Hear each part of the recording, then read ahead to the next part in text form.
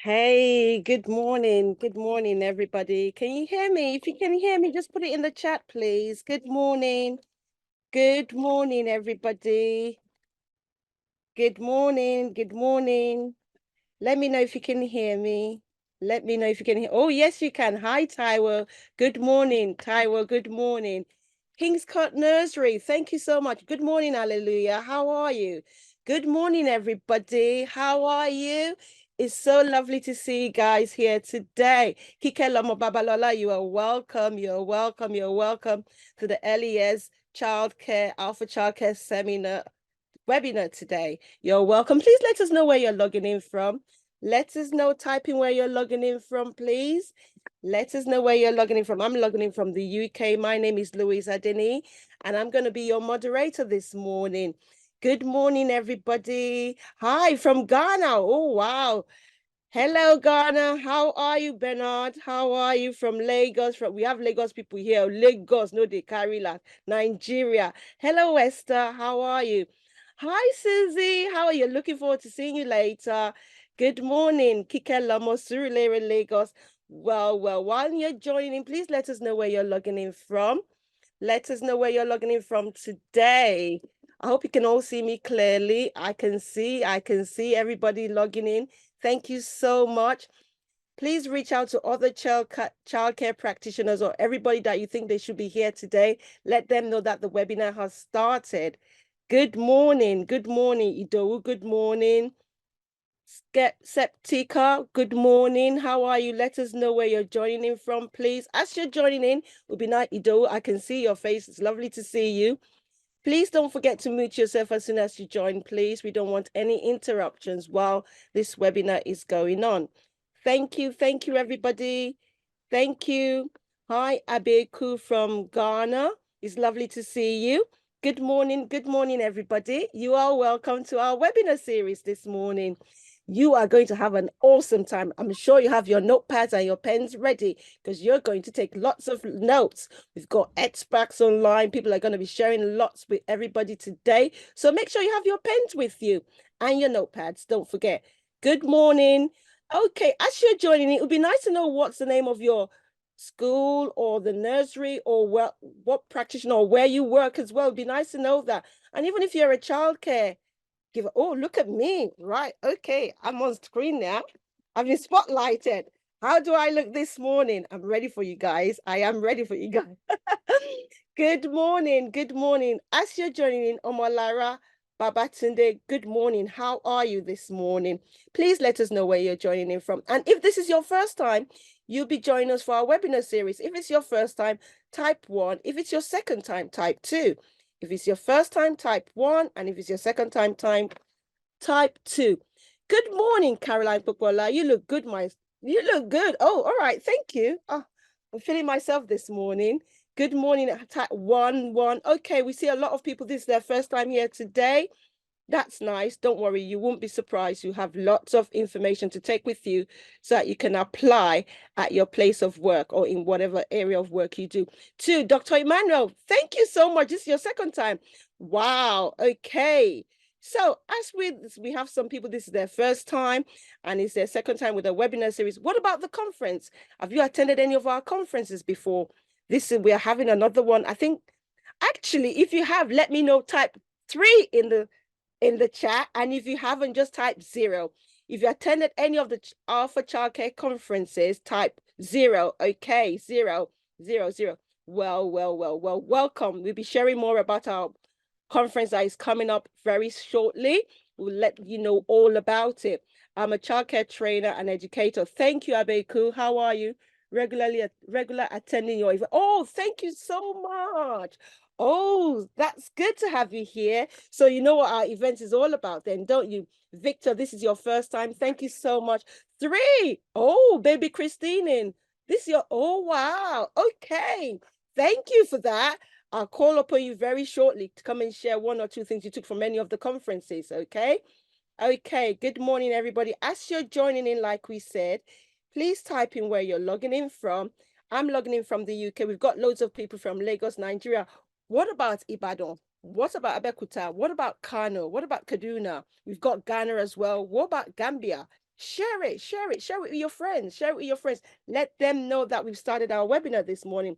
You're a preschool, Omalara is a preschool teacher and preschool level head. Fantastic, fantastic. Thank you so much, Omalara. Thank you for sharing that with us. I'm just trying to get my screen right.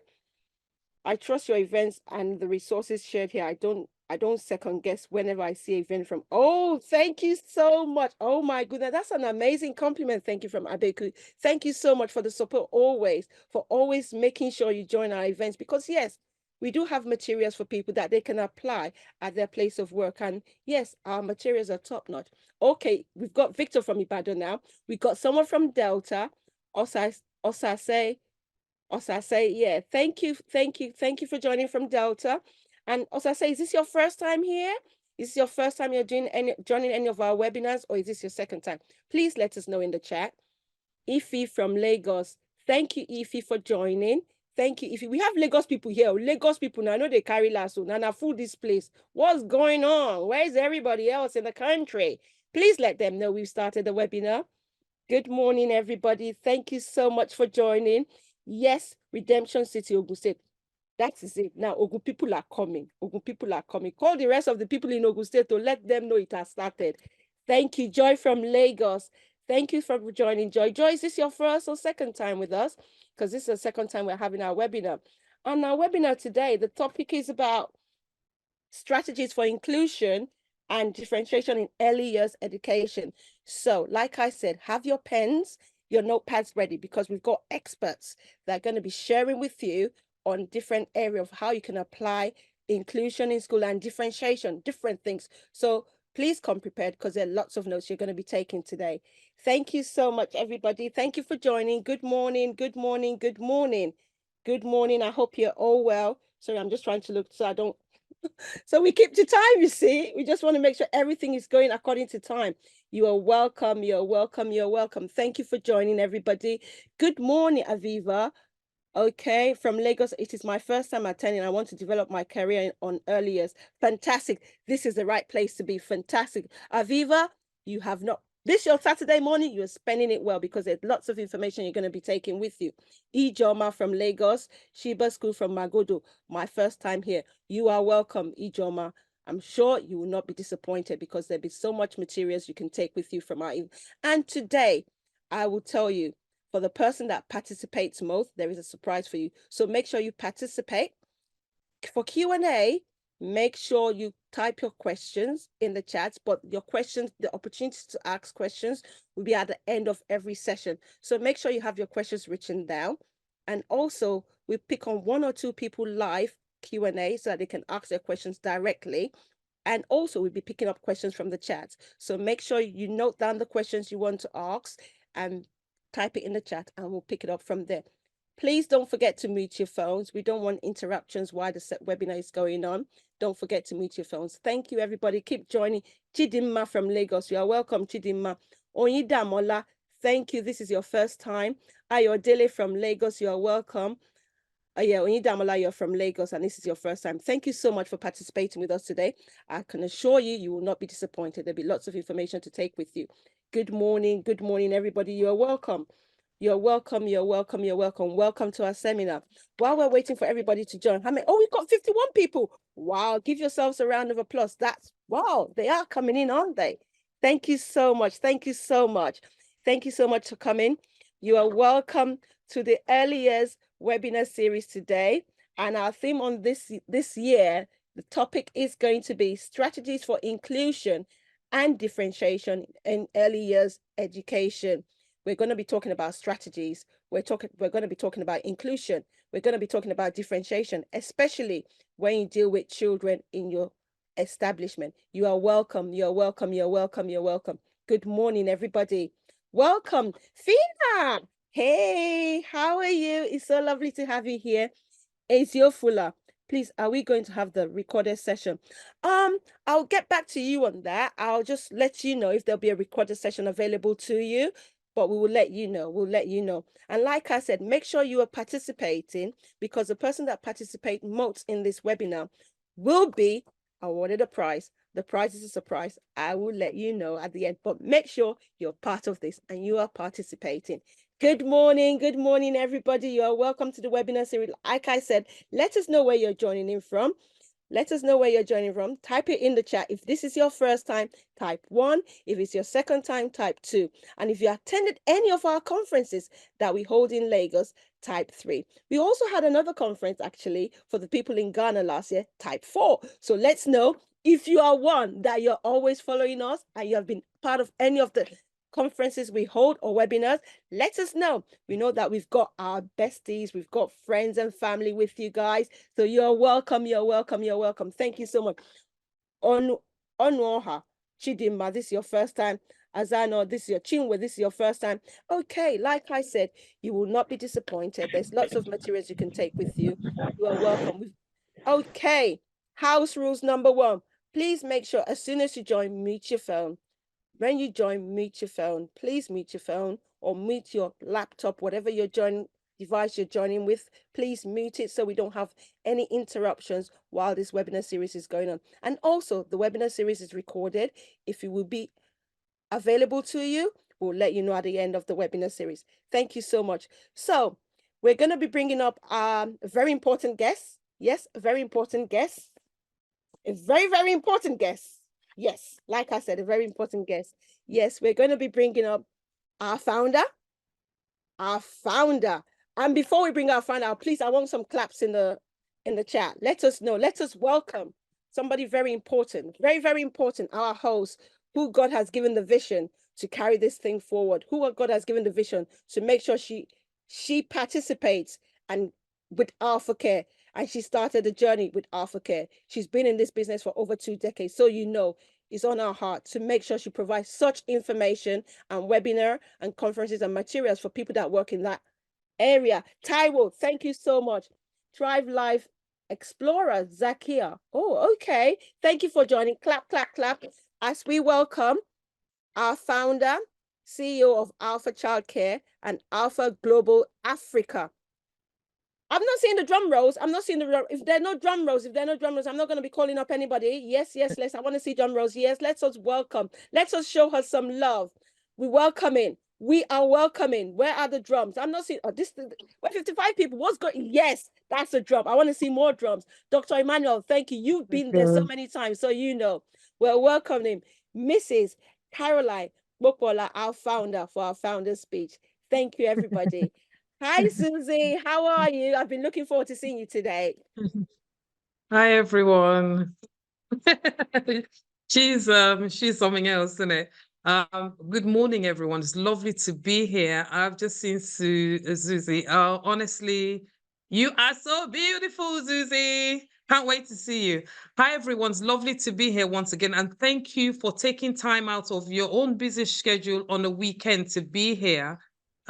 It's incredible. I'm so honored, but at the same time, it just shows how much genuinely you want to learn and you want to be better. And there's nothing that beats that.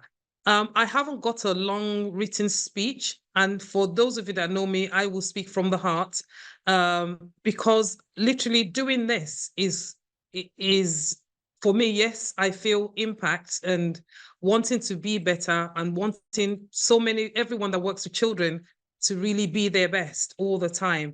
So once again, thank you for being here. Today, we are going to be talking about inclusion, everything inclusion, and we've got experts in the field that are going to be talking to you. So you are going to learn a lot. So like Louise said, get your pen and paper ready. The recording, I think, will be available, but you've got to participate and you've got to stay till the end, because I'm sure they'll have a question for you as to exactly why you think you deserve to have the recording. But in the meantime, thank you so much. I'm not going to take a lot of our time because you're not here to listen to me. You're here to learn. And I would just urge you to really take a lot of notes and just learn as much as you can from all of the speakers, because special needs, it's a very, very important space, has a very important space within the childcare setting. And you couldn't be better unless you know, I say this all the time, you can't be better unless you know how to be better and you learn to be better and you want to be better. You intentionally want to be better.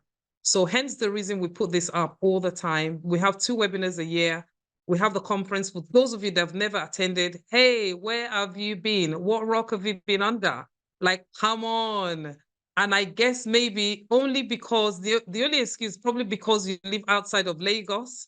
So I understand that 100%. Outside of that, you have no reason whatsoever. The next one, we're going to show the dates later, is in July in Lagos. And we have a surprise as well as a new location of where that's going to be as well. So thank you so much, Louise, my darling friend, for constantly being there and wanting to host this, and also really wanting people to learn and be better. So I would shut up and look forward to the next thing, because I'm still going to speak later. So thank you so much. I'll pass it back to Louise. Oh no, I meant to introduce the video, innit? See, we did a rehearsal last night, guys. And I totally forgot what I'm supposed to do. Right. So, guys, we have a video coming up. It's only 2 minutes and you need to watch the video. Thank you so much. Can we have the video, please? Thank you.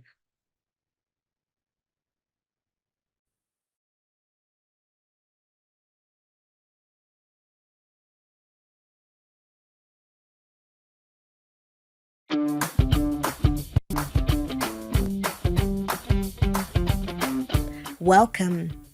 The Early Years Conference is the heart of early childhood development, where dreams unfold and futures are shaped.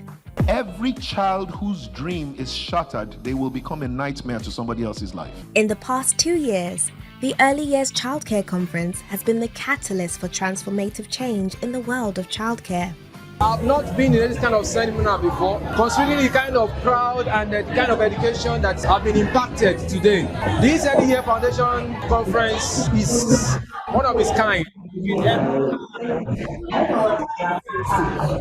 was so impactful. I want to say thank you to Alpha Childcare Global.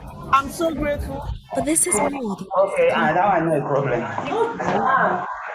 a movement supported by our esteemed sponsors who understand the power of investing in early childhood education. With a growing attendance and Pan-African impact, the Early Years Childcare Conference has become the cornerstone. As we gear up for this year's conference, join us in shaping the future of childcare. Be a part of something bigger, a community dedicated to nurturing the potential in every child. You as teachers and practitioners, educators, nursery owners, you have to talk to parents with so much confidence that you know what you're talking about. Alpha Childcare invites you to be a driving force in the next chapter of early childhood education. Let's create a world where every child's journey begins with a strong foundation. Early Years Childcare Conference, because every child deserves the best start.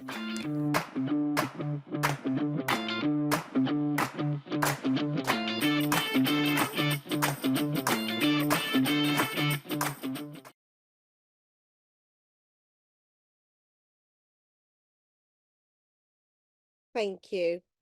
So there we have it. You've got the dates. Please mark the dates in your diary while we get ready to bring up our first speaker of the day. Yes, get ready, get your notes ready. And like I said, please do not forget to mute your device. If it's your phone or your laptop, we don't want any interruptions during this session, the first session we'll be having. And welcome to the Early Years webinar. Good morning, ladies and gentlemen. You are all welcome.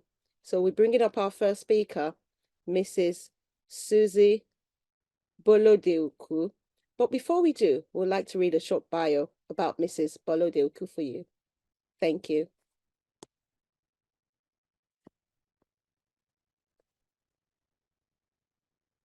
Right, can you all see the screen? Okay.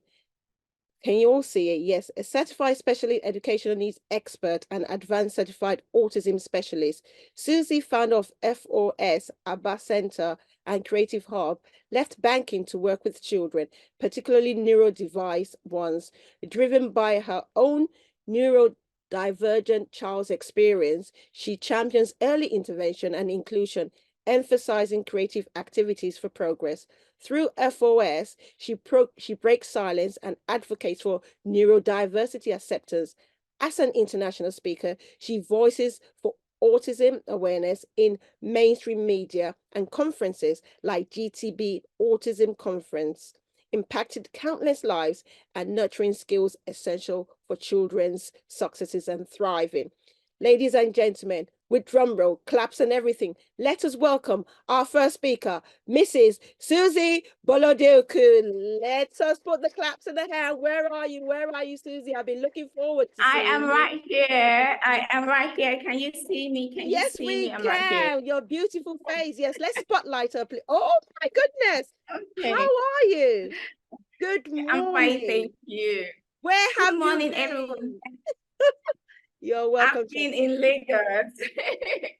It's so good to be here. Thank you so much. It was such a good feeling. I feel really good to be here. Oh, thank And you I so look much. forward to learning. I wish I could see everyone's face, but hey, and it could be quite interactive. As a teacher, you know, we like to talk and we like to ask questions. Okay. And we like to ask questions, right? So let me just adjust that a bit and I'll be right back. Okay, thank you. While you're getting ready, we know you've got 40 minutes because you've just said teachers like to talk. So please do not talk more than 40 minutes. Anybody that has a question, please make sure you have your question. Try. I will Please try try. my very best. I will try Please my have your very best. But questions ready. Everybody have your questions ready, and you have that opportunity at the end of our session to ask your questions. Write it down, any questions you might have, and don't forget to mute your device. So over to you, Susie. Take it away. The floor is yours. Okay, so please, I have something to share, like a slide, and I would like for you, Mr. Blessing, are you in? Are you in there? I don't know if you can make him the host so you can share like something. What's his surname so we can find him? Before that, I should just ask. Be able to share. He should try to share. He should be able to share. All right, thank you. So before then, I should just ask a question. What do we know about special needs? And we can put it on the chat board. What's our experience on special needs? Have we worked with any special needs child? Do we have them in our family? What's that experience? Just share, please go ahead and share. I will be waiting. Thank you, Mr. Blessing. Your experience, have you worked with them? What can you say about them? Any special needs, autism? You don't even have to call a name. Thank you. To be honest, can be very challenging. Yes, thank you. Absolutely very challenging. Another person, please. And I can, yes, I have worked with some special needs. Stress is loads of stress and fun. I like the fun parts. I like that you're open to the fun parts. Okay.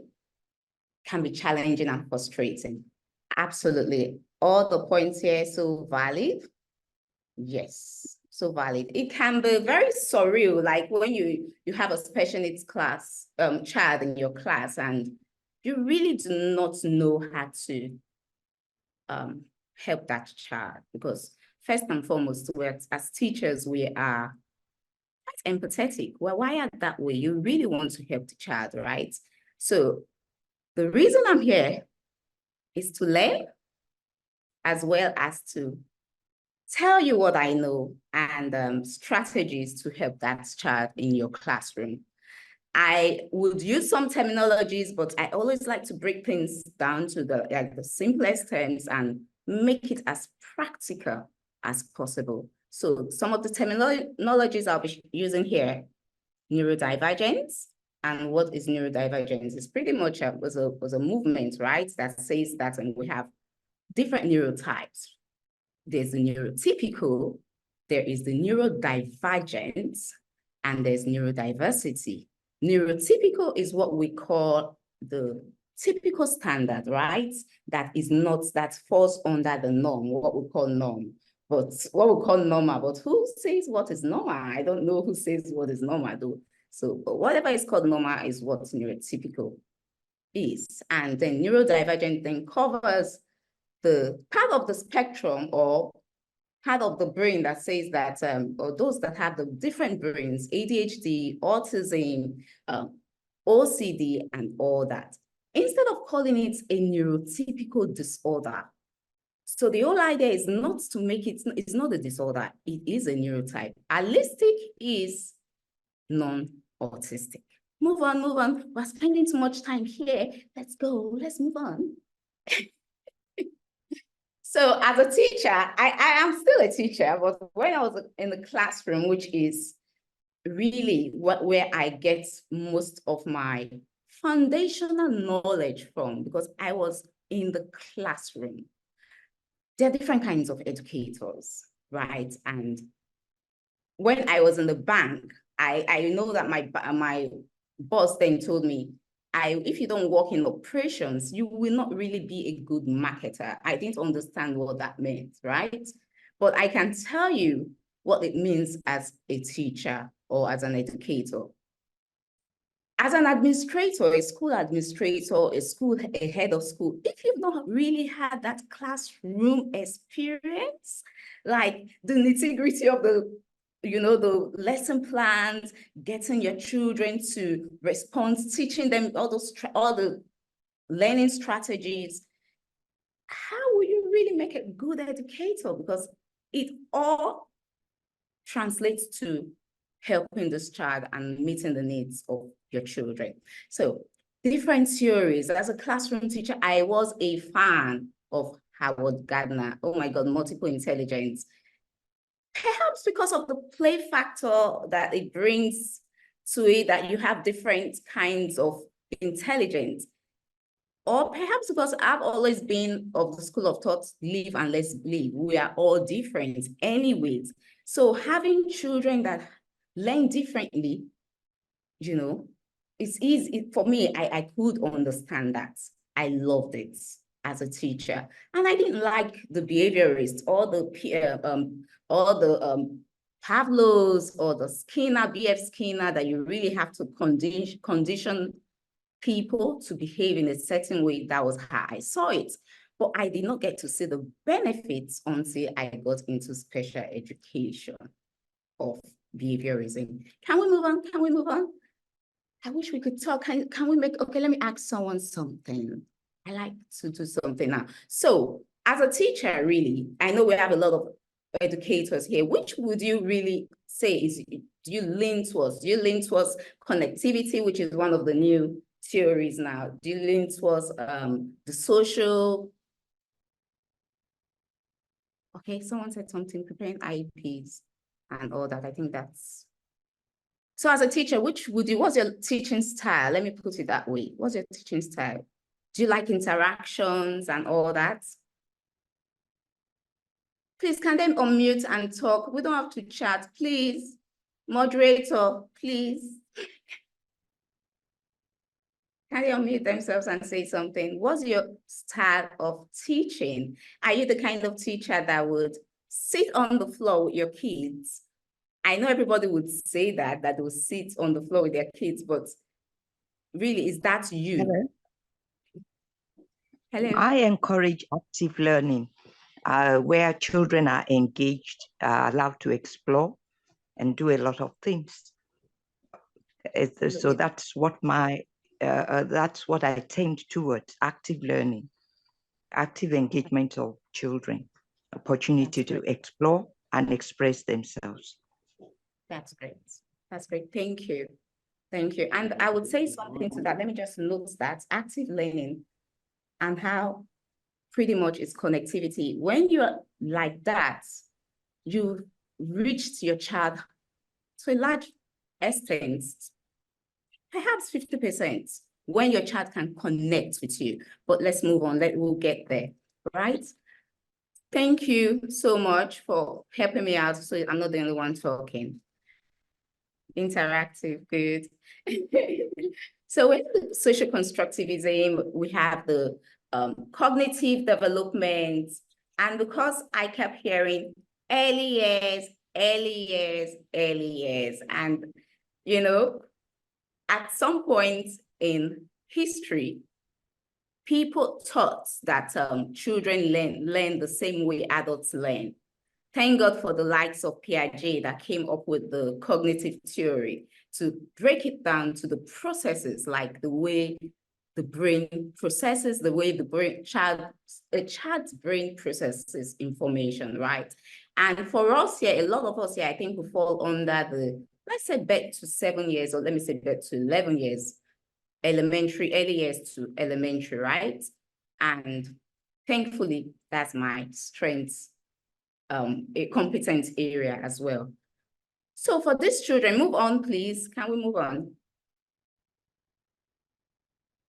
I will go into all this, but let's move on. Okay. So let's come here, please. And I will not use those years. So case study 1, you have a child in your classroom. This is another question. Now you have a child in your classroom and I have to move this.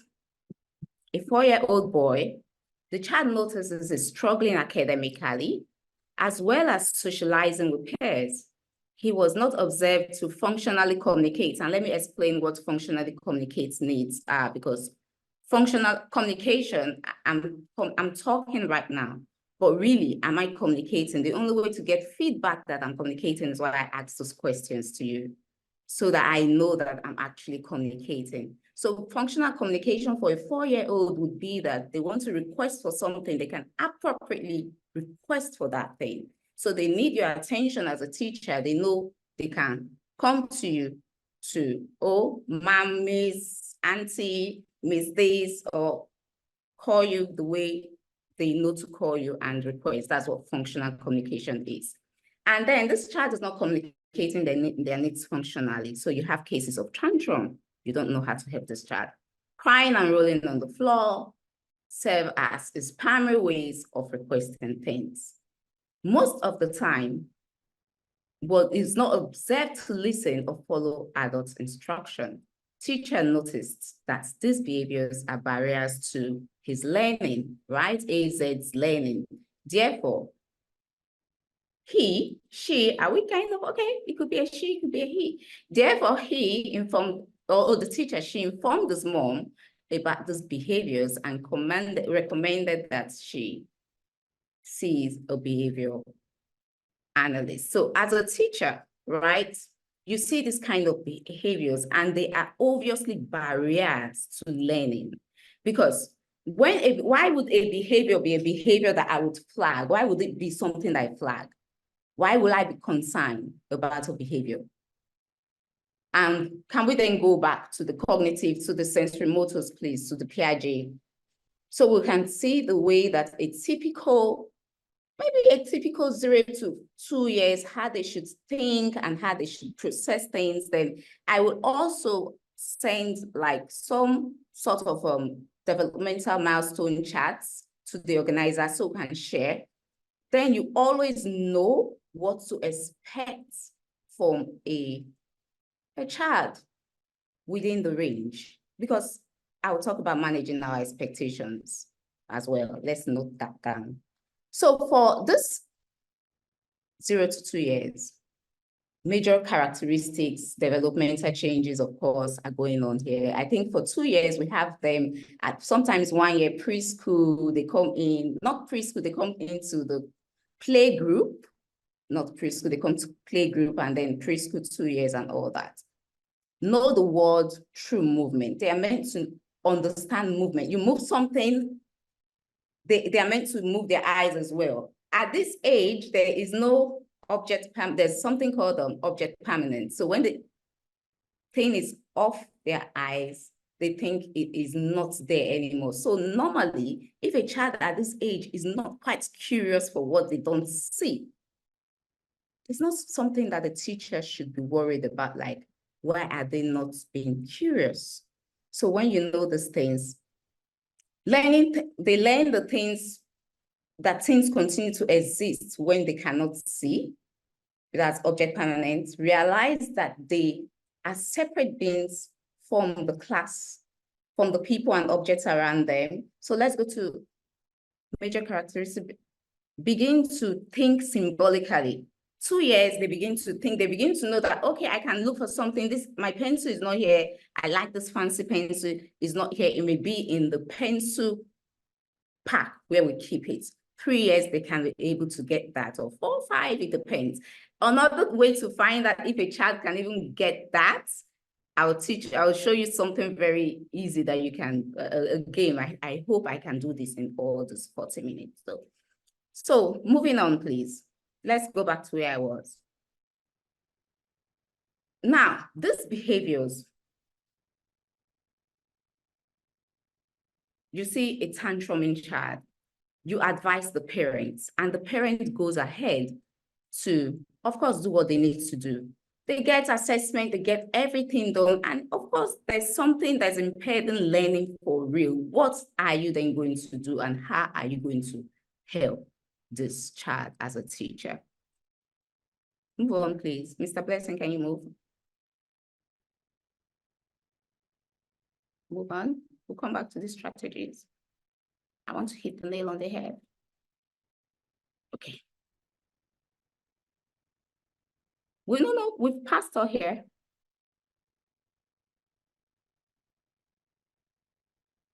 Okay.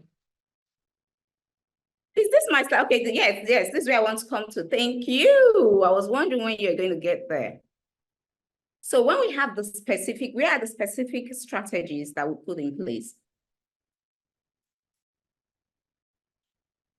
Fantastic. Well done. So in your classroom, within the classroom, to teach a child that is special, that has learning, I don't know, in the UK, I know we call it learning difference, or learning, it's not learning disability now, additional needs. There are different terminologies for this. You have to first connect with the child. First and foremost, connect with the child, even before the flexible grouping. As teachers, it's not, I tell parents, teachers are not magicians. You have a lot of children in your classroom. You don't have 2 children, you don't have 3 children, sometimes 10, sometimes 20. But you have to figure out a way to connect with your children, because teaching is first a calling. We all know that why we're here. We know that we're here on us being here on a Saturday morning shows that we're passionate. So that is a calling. You need to first connect. How do you connect to your children? When they come in, the first day, second day of resumption, they come in, let it be. What do you want us to do? Play with them. Some children, they like to play specific ways, especially our kind of children, our special children. And they initiate play in a way that is not appropriate because they do not know how to appropriately, functionally initiate it. So a child, you have John coming to punch you. He keeps coming to punch another child. John's intention, because you don't see the internal events, you're seeing the behavior. The behavior is what you can obviously observe and measure. You are seeing him punching, and you are saying, John, stop punching Stella.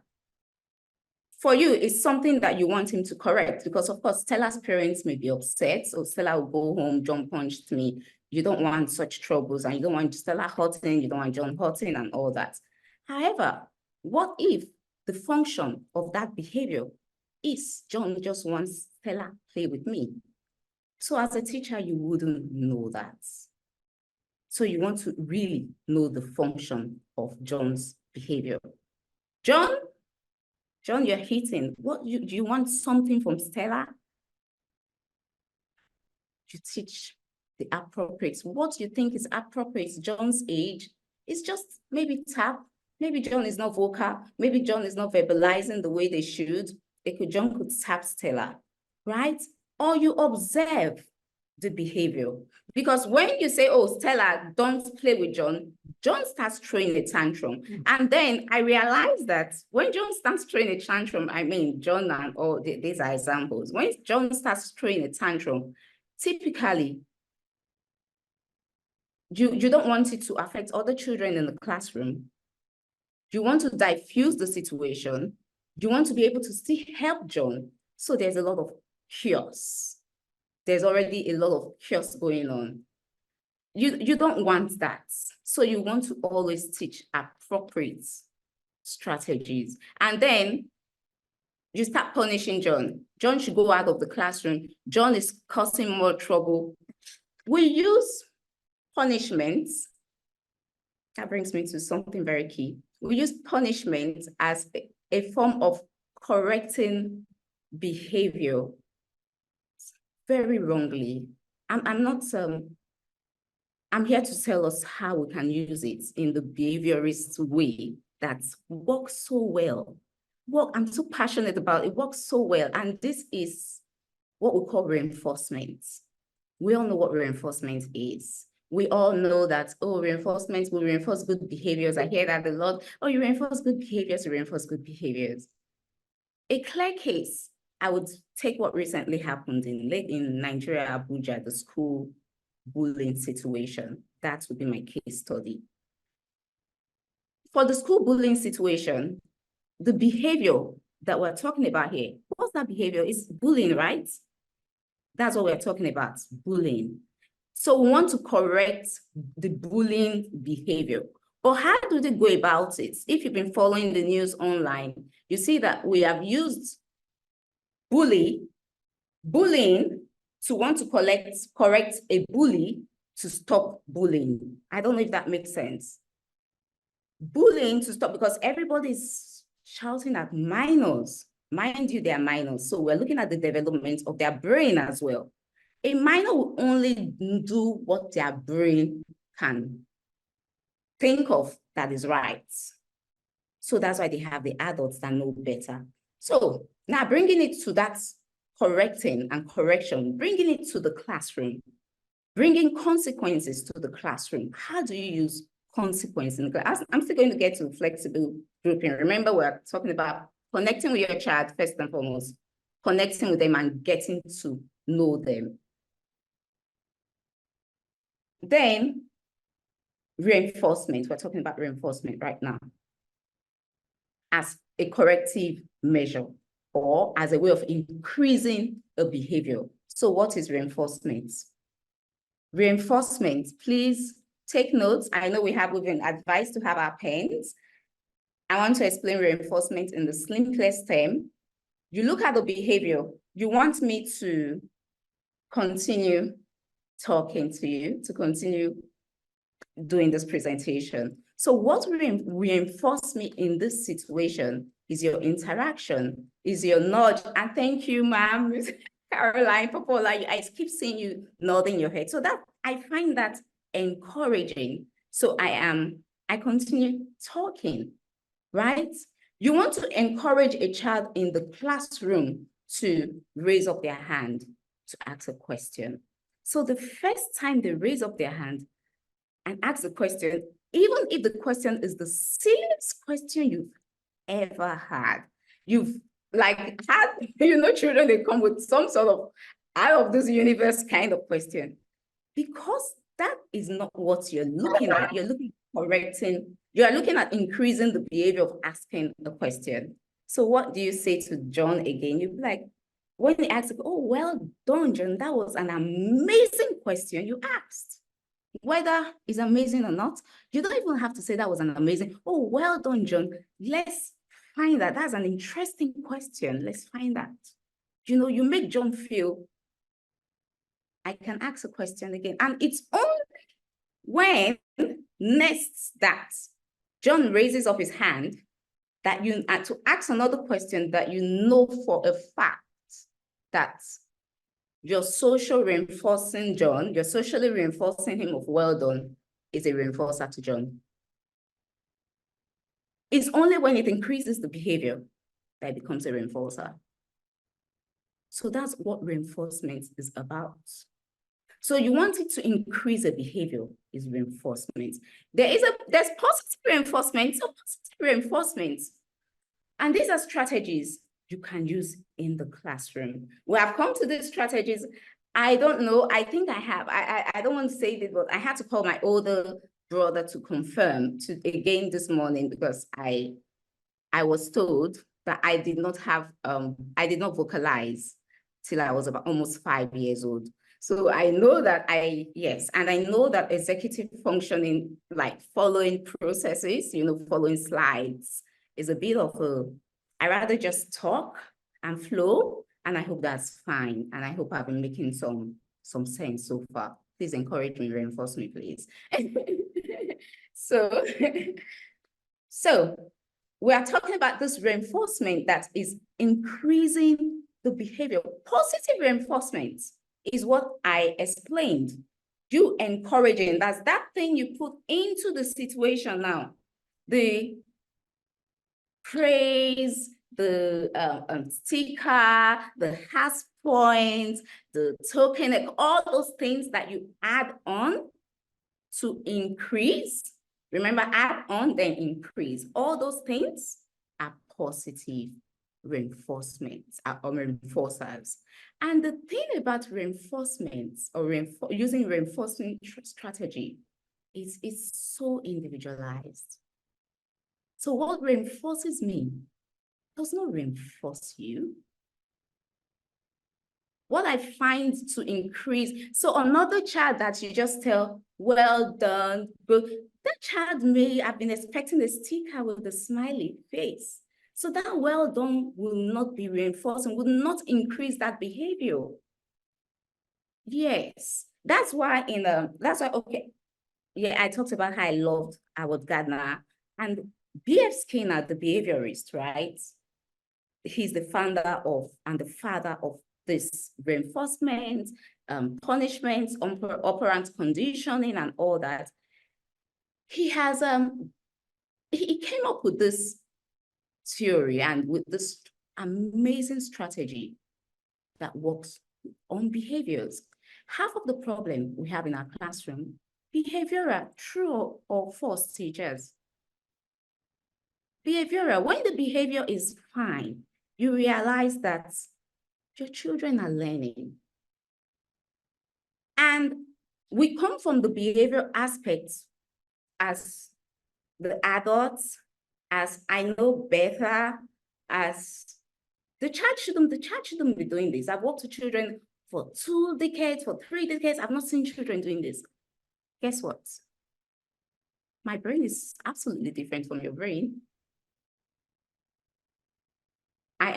It's a spectrum. Even the neurotype, the neurotype, like different brains, will have different capabilities. There are not 2 brains that are the same. So reinforcement is extremely individualized. But the beautiful thing and the beautiful thing we have as teachers, we're extremely creative as well. We're extremely creative as well. So we can have group reinforcers, group presentation keep coming to my head because I'm saying group, and the next thing I want to say is presentation, group. So it's reinforcement. We could have group reinforcers, and I can tell you how that will work as well. So now we've talked about the positive reinforcer. Remember, you add to increase. You add to increase, right? So negative reinforcer. Reinforcer on its own is to increase behavior, right? Is to increase. Positive, you add. Negative, you take it away to increase behavior. So a good example for me, my kids, they just wrote their checkpoint exam, Cambridge checkpoint, the twins, my twins. And because I wanted them to increase their reading time, the practice time, what I did to increase it was to help take away distractions, right? And not as a punishment. So now here is the thing. They knew, oh, we're preparing for exams. No video games, no iPad this time, no this. And when those things are out of the way, now study time has increased. We have more study time and we are studying, because it is not a punishment in their head, it worked for me. They actually would come and say, oh, mom, that's my iPad, that's my this, keep it. We have to increase this, because now they know that strategy. So as no matter how leads to our babies, our loved ones are, we're talking about this year group now or this age group from 0 to 11, no, even from 0 to 4, connecting with them. You see why connecting with them is necessary? Because it's only based on that connection and trust that you can reinforce them, that they would even trust you to reinforce them. And teachers, please, can we be keeping to our word? Can we be keeping to our word, please, teachers? You know, when we don't keep to our word, we confuse these children, confuse their brain. How does this play out? So I tell my children now, they've given me their iPads, right? To increase study time. I took out that. Another good example, you come out from the shower, right? And it's freezing cold, and your AC, you know, I'll use Lagos. I don't want to use the UK people. Your weather is different. The AC is cold, you're cold. The first thing you would do, because you want to take away the advances, you want to take away the thing that is impeding the behavior, right? I want to be warm. The first thing I'll do is switch off my AC. So switching off my AC is taking out that stimuli I'm taking out there something that would then increase the warm behavior I can now. That is negative reinforcement. Does that make sense, please, teachers? Thank you.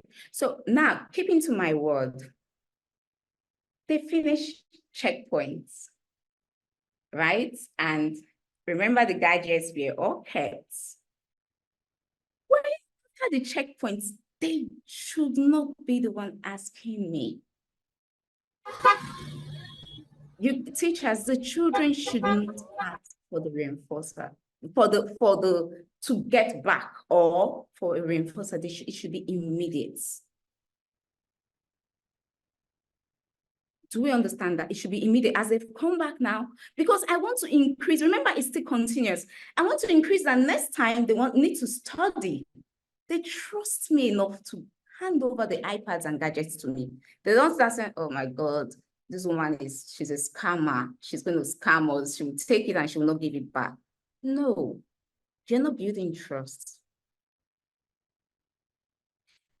I am a fan of this strategy. I would talk about the ABC, and the ABC, we can write A, B, C. The A in itself in your classroom is, or for any child, is what happens before a behavior. All these are still in the slides later, because I'm not controlling the slide. I don't want to, I just like for it to be where it is, and I'll share the slides, please. All these are in there. And remember, I said I like to just flow with. I hope I'm making sense, please. So, okay, she said I'm making sense. I don't care what any other person says. She says so. Okay, so the A is what happens before the behavior. Remember, so we're talking about tantruming. I know tantruming is something that's very common. And I would like to even explain that tantruming, what it means. Because tantrum, as a behaviorist, telling me a child is tantruming is not topographic, is not, I don't want to use the term, it's not describing the behavior. A child can tantrum and be on the floor rolling. A child can tantrum and be jumping up and down.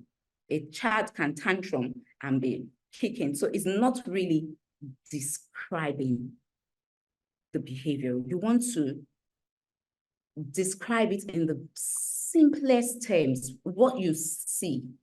You are not assuming in the head. You are not in the head of the child. And that's another very beautiful lesson I learned working with children. I've learned to obey the law of science that says there's this word parsimony. and it's one of our terminologies we use. Parsimony says you start with the simplest term. So you start with the simplest. A child can't come to you and say, oh, my tummy is upset, and you're thinking his brain, his tummy is tumor. It's not tumor, it's not cancer. Do you understand? You don't think of and the way we think as adults is usually far-fetched from the reality of what's going on in the child's brain.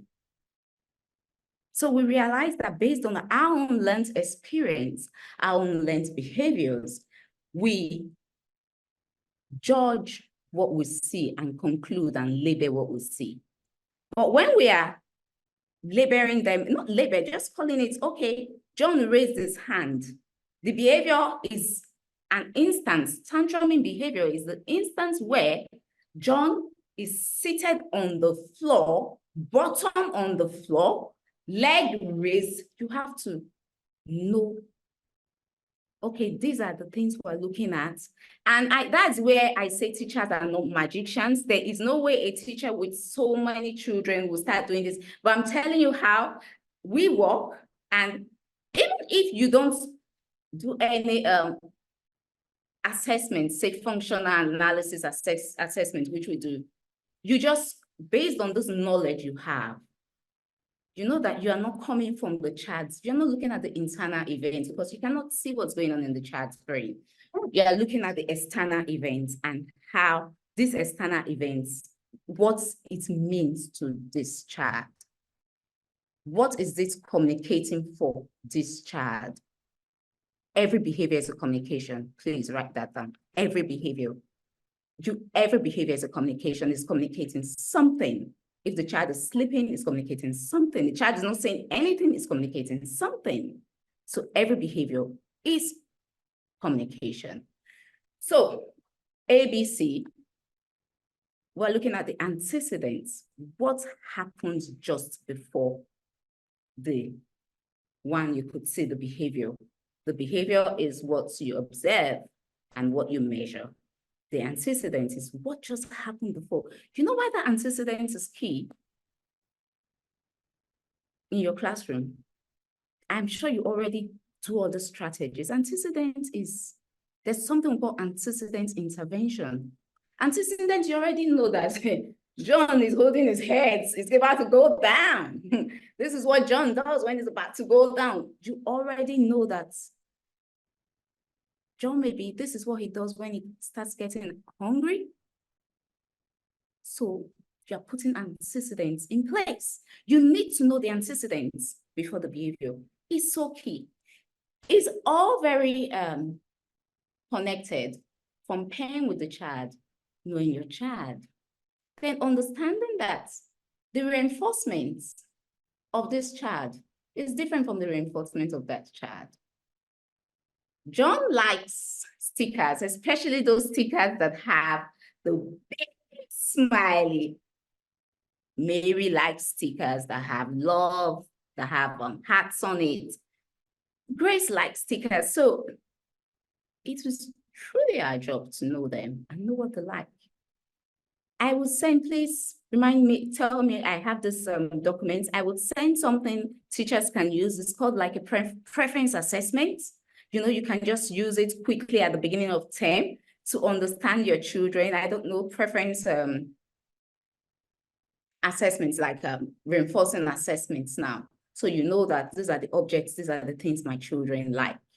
Telling all the children that, okay, if you all finish, I will give you extra time to play at. Sean doesn't like going outside to play. He finds it overly stimulating.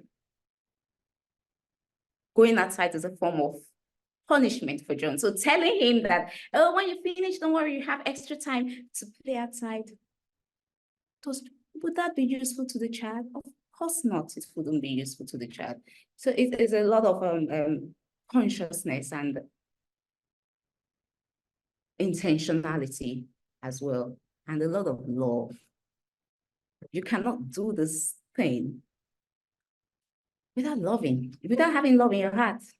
So it's that love that gives you the patience to know, okay, this child, I want to know why I'm saying children, this child and not a special child in particular, because the developmental process of children is still the developmental process. Fine, there are gaps. Some people, they are slower, but the brain of a child is still the brain of a child.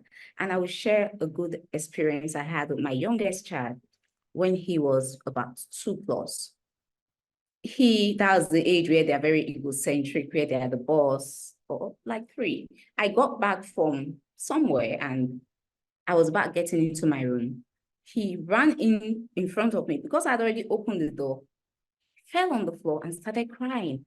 I was already tired from where I went to, and I had started doing this. I think I was doing some emotional intelligence courses at that time. So that was my that was my practical exam that the universe and God wanted to tempt me. So in my head, I said, what is this boy all about? So I went to his level. Being a teacher, I have always known to go to a chat. Being a teacher, I've always known to go to a child's level, right? So I went to his level. And because he was already throwing that tantrum, I didn't know. I started saying, let's breathe. I understand, like I showed empathy. Breathe. I know you're very upset. Breathe. Let's shake it out. You have to be dramatic. Teachers, we know what we mean. Let's shake it off, let's shake it. In the process of shaking it off, it became play. This is someone that was throwing, it became, to shake it off. I understand you were very upset.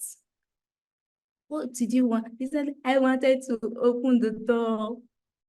Was that in your head? I would have known that you wanted to open the door. So you find teachers in this situation, similar situations. You don't know what's in the child's head. You can only know your child based on past behaviors. So you have to be quite observant.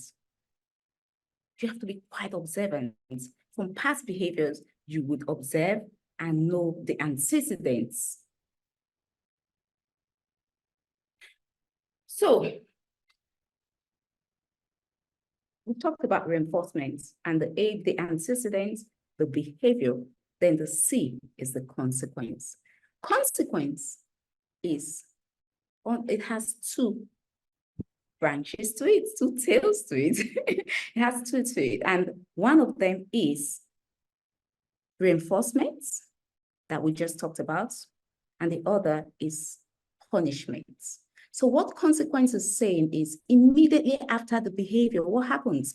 Because B.F. Skinner, who is the father of the operant conditions, says that for a behavior to be maintained, whatever behavior you want to see in that child in your classroom, the child that is all stars, A stars, or the child that is doing very well or not doing very well, for a behavior to be maintained, to increase, or to be eliminated, what happens immediately after the behavior is the most important thing. You are driving and you pass, you get a ticket. You don't know this. I know a lot of us are very careful, but you don't know this road. You didn't know that it had a camera or something. You get a ticket. When next you're passing that road, trust me, you will know the road. You will know when to slow. That is what the consequence is. That ticket directly influenced that behavior. So that ticket now is a form of punishment to decrease that behavior. So what is punishment? Punishment is not punitive. You're looking at remember. You are looking at punishment from the angle of you are decreasing. You want to decrease this behavior in the classroom. So a child that is always, at that age, they're always putting themselves forward to help. I want to help you all the time.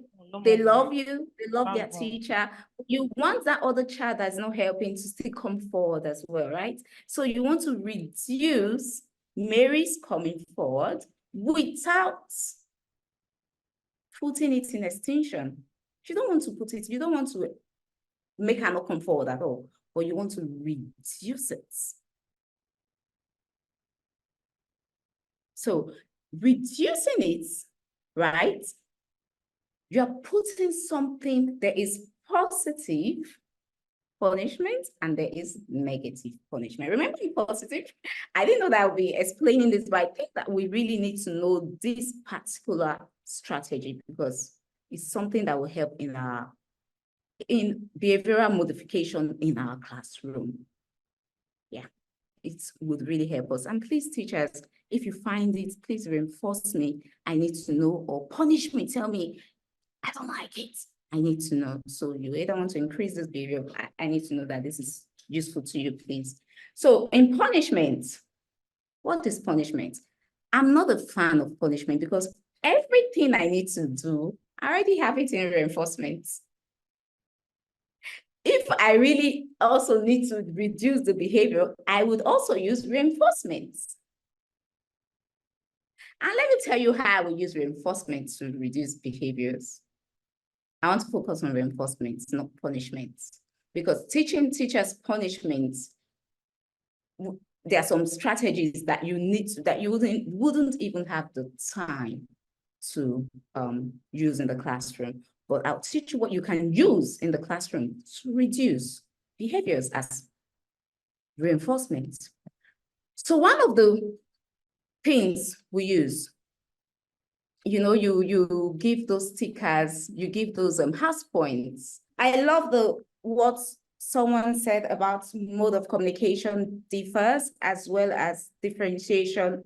And I think I'll use that as my rounding up because we will get the slides so you can still read up on the slides, right?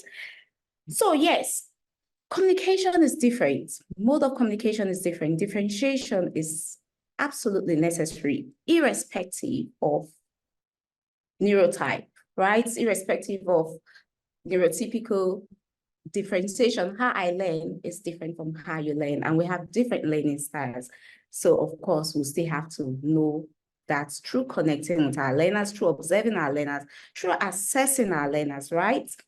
But let me tell you something quite peculiar about children on the spectrum when it comes to communication, because communication is a social thing, right? It's a social behavior. We have to communicate our needs. We have to verbalize to people and all that, right? A child that is on the spectrum is not big on communication the way we communicate. They are not big on it. So teachers, please, we have such, I know some amazing teachers, so I will assume that everyone here is an amazing teacher. I know some. You want to really help this child. You go home at night and you're thinking of John in your classroom, how best to reach him. Know something and know peace. Children on the spectrum are not meant to communicate that the way neurotypicals communicate, even when they talk. So the first thing you want to get them to do, which is coming from, say, the professional the therapeutic point of view, first skill I work on, or we work on at the clinic, is MAND. What is MAND? M-A-N-D. MAND, like command. So what is MAND? Please let me drink some water.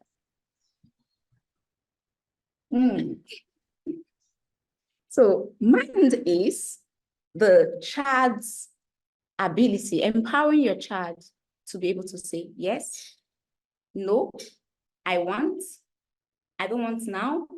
Like giving them that, giving them the power to outside. Remember we said, it's not, what if a child, I gave an example, what if a child doesn't like to go out to play?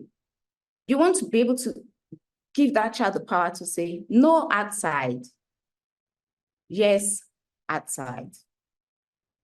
They may not communicate it the way you have in mind in communication. They will never, for some individuals on the spectrum in their entire life. They have jobs, they have that, but there will never be a time for them to just sit down and just be gisting. Let's be gisting about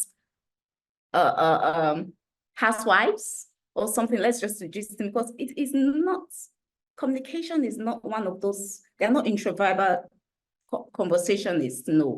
So don't expect that unless it's very interesting, because they are fixated in a certain topic and they want to like probably knowledge dump on you, like they have learned so many things that we need to tell you. Yes, when they're extremely interested in it. So, however, with differentiation, which you can use in your classroom, children on the spectrum think in pictures. They think in pictures, they learn and think in pictures. Some of us wish we can do that. I've tried to think in pictures and I think I'm acquiring that skill, not because actually it helps you capture a lot more. Well, they think in pictures. Children on the spectrum mainly, most children, but children on the spectrum would grow as adults on the spectrum that still think in pictures. So you want to bring graphics into your classroom, but here is where graphics is. You want to test that first. How will I say this now? I feel like there's just so much to say. There's so much to say. So you have a child that comes into my office, there's fluorescent lights. I use light as an example a lot. The light is, the child is sensitive to the vibration that you and we can't hear. We can't hear the vibration coming from the light, but the child can hear, can feel it. And the child is sensitive to that. The child is already uncomfortable. Likewise, a child can walk into your very graphic classroom and know that, no, this is not the place for me. So you have to be careful with the graphics. You might want to leave some of your walls as neat. Perhaps a game of even a child, them putting what they want to put on the wall, getting them involved in it can be part of the teaching, the learning curve. Teachers are creative. You're on the go. You're creative. Even in the way you plan your lessons, I don't know if that still works. I will plan the lesson and say, this is how I'm doing it. I had planned in my head that, oh, I'll try and use the slides here, but of course not. I'm doing what I intuitively just feel is what we need right now. And I think I know that I am right, because it's my intuition, right? A lot of us plan things and we don't go. So we're very creative teachers on the go. Bring up your creative juice. Think of that child every day. How can I impact this child? And listen, when it comes to differentiation, it's never too unscientific. How will I put it? It's never too, oh, this is not what the book says. We're intuitive beings. There are ways you look at a child and you know that this is what this child needs. As long as it's ethically right, you should be able to help that child. And I talked about the parsimony. Please, teachers, let's not think of the hardest points. That gives a relationship with the Vygotsky zone of learning, the zones, right? That gives a connection where you want to know the child's zone, so you know how to scaffold and help that child to reach where you want them to be. If that child, that specialist child in your class is coming to your class and what they get out of inclusion is a sense of belonging, then let it be that that sense of belonging that they get there is the best sense of belonging they could feel in their life. Do you understand? Because you want them to have that sense of belonging. And what is that sense of belonging? That sense of belonging is what we call equity and not equality. Equity is to the best of my capacity. I'm not a very good writer, right? You have these children because oftentimes we have autism is very friendly. It has a lot of co-occurring conditions coming along with it. There are conditions like dyspraxia that could affect the motors, and the child will struggle, pencil grip, you know, when it comes to that's our early years. They have to learn to write, they have to learn to read. The child is not, the pencil grip, chronologically, we say it's 4 years. 4 years, 5 years, the child is still not being able to write. How about the child typing? You know, we must not be rigid. That's what I beg teachers for. We must not be rigid. Let's look at it from the child's point, irrespective of special needs or not. And looking at it from the child's, yes, flexibility. Looking at it from the child's point is not giving them, making them the leaders in the classroom. You are telling them to believe in their voice. At the end of the day, they're going to grow as adults. You want them to believe and trust in themselves. You don't want to be doing it for them all the time. Have that mindset. A prayer I pray for all the therapists here at First Clinic, and I pray for them every morning, is I want God to place the heart of my children, the heart of the children they work with in their hearts. Place that children in their heart. Because when you have a child in your heart, you are sleeping, you are thinking of the child, like, how can I possibly help this child? When I was teaching, my first class experience was year 1 class. There's this very smart boy. I remember his name is Sunday. I remember everything. This very smart kid, he would finish his work, smart, so smart. Finish his work. I would give him, then we're doing, I think it was tens and units or so. I would then give him 100 tens and unit, thinking, okay, you're smarter than tens and units. Take 100, he will finish it and still continue to disturb the class. So this boy was like, hey, God, I would call his name how many times in a day? My husband knew the boy's name. Even for my sleep, I'll call his name, like, this boy, I'm going to school to meet this boy. So one day, he finished. I told him to sit beside me. I gave him paper and a pencil to draw. And that's how I started drawing comic.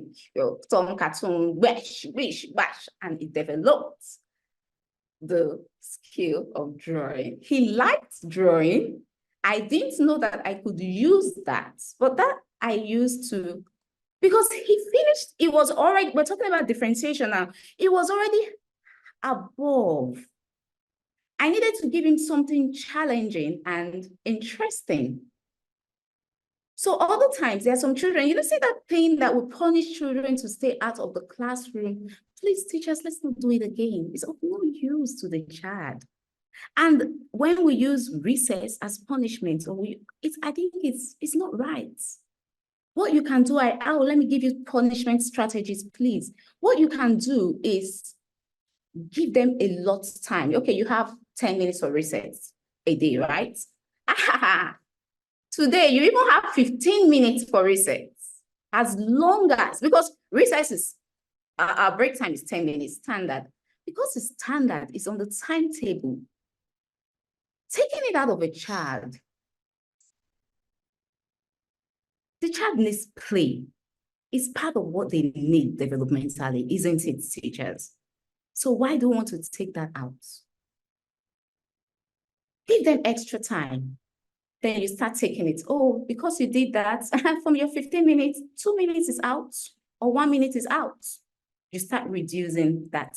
But because you've added time to it, they would want to fight, work hard, as long as it's reinforcing. Remember, it has to be reinforcing. And how do you know something is reinforcing? When it has shown that it is increasing the behavior, as well as you have to look at some key factors. You have to look at satiation. The child is not, you cannot use a candy that the child has every day. The child has 10 candy in their bag. You cannot use candy to reinforce a child. It's not motivating. So satiation is there. It has to, the size of the reinforcer has to be equivalent to the size of the tax. So I can't say because my children got A star at checkpoints, I'm buying them in private jets. Because, and then punishment, parents, teachers will make that mistake a lot. Punishment, you say, because you did it for 1 year, 1 month, you're grounded. Can you keep it up? Can you keep up your word? Why don't you say something you can follow through from beginning to the end? So now you allow the children to pick what you're taking from them. You know what? When you call them and say, okay, what are you going to do for the behavior? If you do this, remember, you are agreeing with them at the beginning. Everybody is on the same terms. You don't just come and say, because you've done this, I'm punishing, when I didn't know that that was the consequence of the punishment before. So that would have guided my behavior. So we've agreed on the consequences, whether it's reinforcing, whether it's punishing, we've agreed on all this. So you have to agree with your children. They know the terms from the beginning. In behavior reasoning. Wow, Yeah, that's so I've brilliant. talked for so long. No, not that way, but you have so much to share. Honestly, the wealth of information you're sharing has been mind-blowing for us, honestly. And please, people are going to have the opportunity to ask questions. I hope you're going to be with us. And you say you're going to share your slides. Honestly, Susie, I will definitely tremendously share. blessed. Honestly, I don't know if anybody has a question. They can type it in the chat or they raise up their hand. Thank you so much. You've been amazing. Honestly, incredible with all what you've shared. Oh my goodness. Where have you been? Where have you been? Gosh. I've just been here. Oh my goodness. We look forward to seeing you in our conference in July, though. I hope you'll be attending. I will be. I'll be looking forward to seeing you. Yeah, if you have a question, please put up your hand. I see one hand is up, and if anything, you can type it in the chat.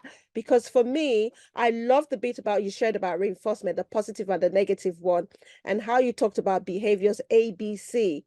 It's incredible because we don't think that way as caregivers, as teachers, as providers. Some other things we just don't, it doesn't come up in mind. But the way you've actually, the simplicity of which you shared it and with the example has been mind-blowing. Thank you so much. So somebody put up their hand. I'm trying to look for the person so they can ask their question. Oh, I can't see them anymore now. But if you've got any question in the chat, please, this is your opportunity to ask. So she's here on live and direct. You might not have the opportunity to see her. Honestly, do you have any question? I would like her to shed light on the case of bullying in Abuja school. What could have been done? Well, Susie, do you want to take that? Because this is not, but it's okay if you want to. Thank you. I would like to take that because that really got me, it got me sad for some days. When it happened and I saw it, I didn't want to watch because first and foremost, we're talking about minors. We're talking about kids here. So I would always look at it from the developmental process of the brain because everything I do as a behavioral analyst is coming from the processes of the brain, how we think. A teenager's brain, the activity going on in a teenager's brain is the only time that the brain is that engaged is when kids are like 0 to 2. And you can imagine the kind of activity that goes on in the brain when they're like 0 to 2. So many neurons and all that, right? A typical teenager, I've heard all sorts of narrative that, oh, that girl doesn't have love at home. I don't know them. I don't know any one of the kids. But a typical teenager has issues loving themselves. If you engage teenagers a lot, you find that teenagers, the way they talk to themselves is quite negative. Oh, I'm dumb. Oh, why can't I get it? Oh, I don't think it seems to do the, oh, I don't, that is coming. One day they love mom or dad, mom and dad or your teacher is good. The next minute they're interested, what is this mom or why is she calling my name? That's because they do not even understand what's going on in their brain. So they are coming from a point of, if there's no additional love or the support that is needed for them to understand themselves, they are coming from a point where the default setting can be hate. That's why you say, oh, teenagers are mean. They are not mean. This is what's going on in their brain. So that doesn't explain the bullying. That doesn't explain anything. But what that explains is, these are the kind of children that we're fighting, right? So these are minors that were bullying somebody. First coming on, putting it on the media, I don't know, what are the ethical guides? These are minors. They're young children. And then the adults that have fully developed, you know, for the brain to be fully developed, it takes up to 28 years. For the frontal cortex of the brain that has the ability for intentionality, it takes up to 28 years, right? So we have adults online that are insulting the bullied. They're saying, oh, my child cannot do this. My child, why didn't she fight back? Do they know what was going on in her head, why she didn't fight back? What was the antecedents to the bullying? The bully, oh, she has probably her dad or mom or whatever, she's been in a situation that she's been bullied. What if she has not been?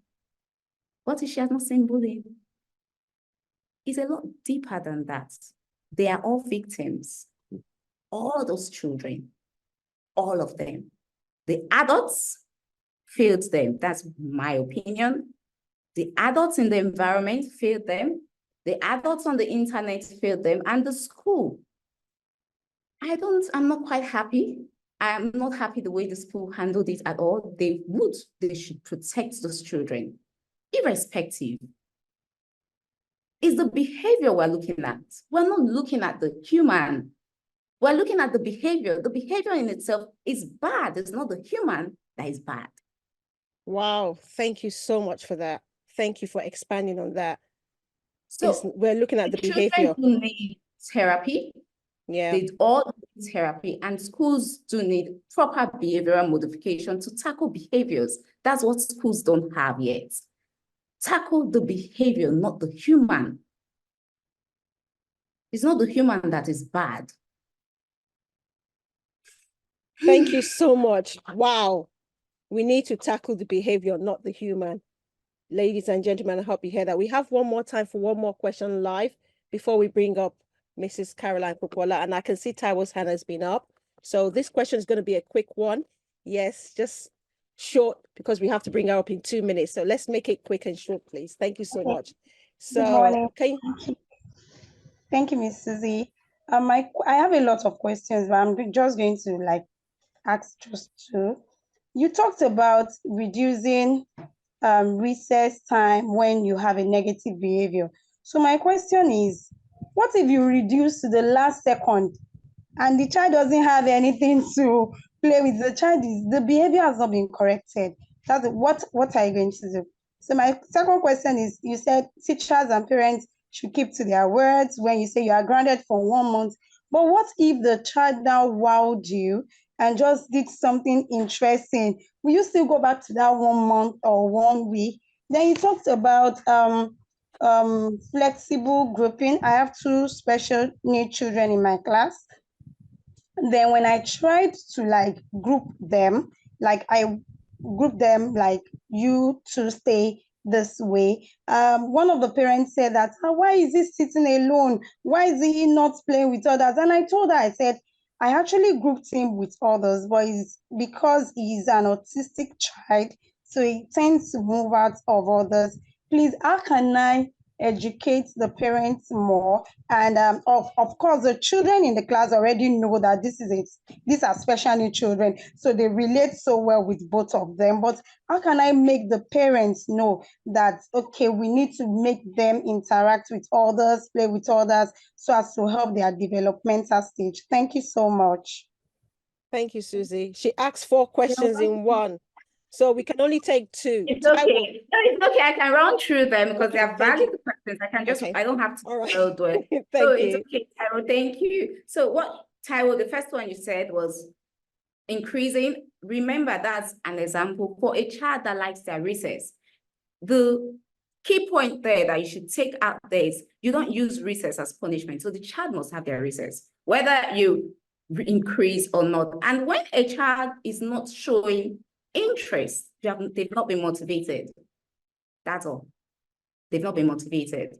So it's on you as a teacher to find out what motivates this child. What motivates this child? That's why you have to pair with the child. You have to do like a reinforcing preference assessment on this child.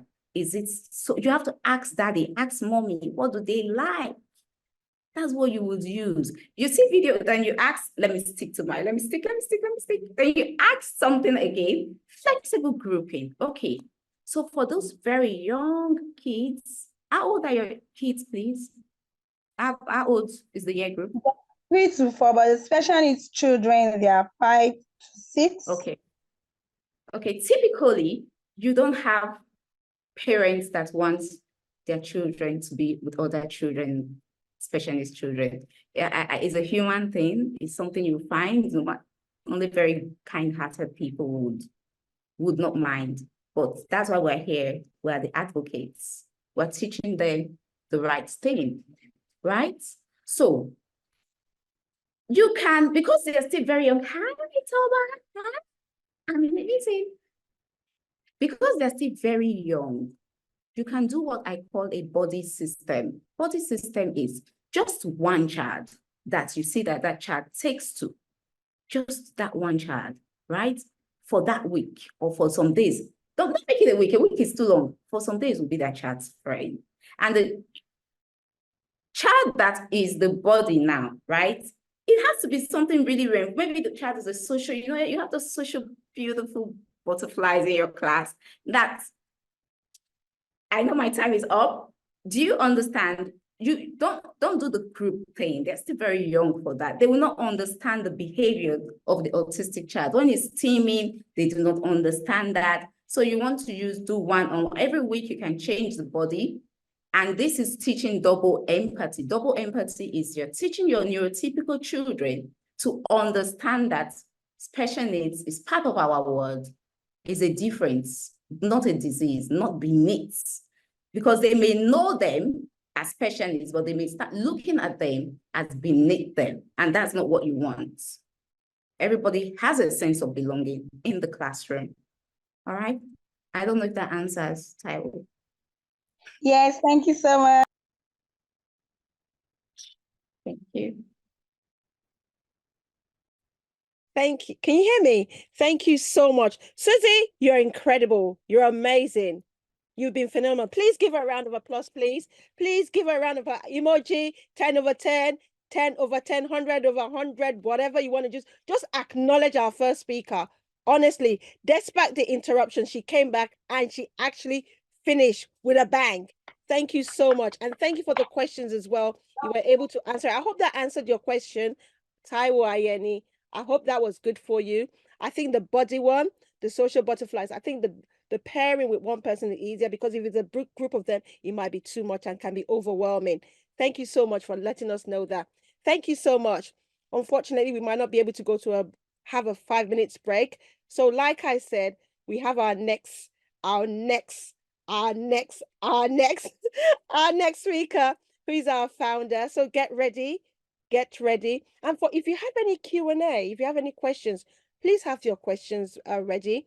Type it in the chat. At the end, we have the opportunity for the speakers to answer your questions. Like I said, we have experts here in the industry that are going to share so much information with you so that you can apply at your place of work. So the next person we're going to bring up is our founder, the CEO of AlphaCare, Global Alpha Africa. And I'm just going to read a short bio about her. Right, so this, can you make it bigger, please? Please make it bigger so I can see. Okay, thank you so much. So we're going to bring on the selfless, hardworking leader, phenomenal, caring, fashionista, Caroline Kpokpola. Caroline Popola is a visionary entrepreneur, childcare business expert, and speaker with transformative leadership in early years education. As a CEO of Alpha Chains Limited and Alpha Childcare Limited, she's also Alpha Global Africa. She pioneered excellence in childcare across London. With over 14 childcare settings and 95 staff, she's a business leader known for sustainable growth strategies, a SAID Business School graduate, and Institute of Directors member.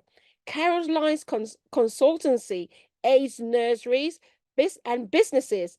She leads the Caroline Popola Foundation, supporting underprivileged families and funding education. Caroline drives Alpha Global, hosting impactful early years childcare conferences in Africa, empowering educators and communities. Her commitment to excellence and community upliftment defines her remarkable career. Ladies and gentlemen, without further ado, please welcome Mrs. Caroline Popola. Whoa, where are the claps? Where are the emoji? Where are the hearts? Where are the loves? Yes, yes, Oh yes, my darling. goodness, she's something else. Welcome, Okay. welcome, Mrs. Popola. We cannot wait to have you this afternoon. We know you have a lot to share with us. Take it away. Thank you so much, Louise. And sorry guys, my friend, and I have to be friend with her, right? And she's live at 24/7 on fire.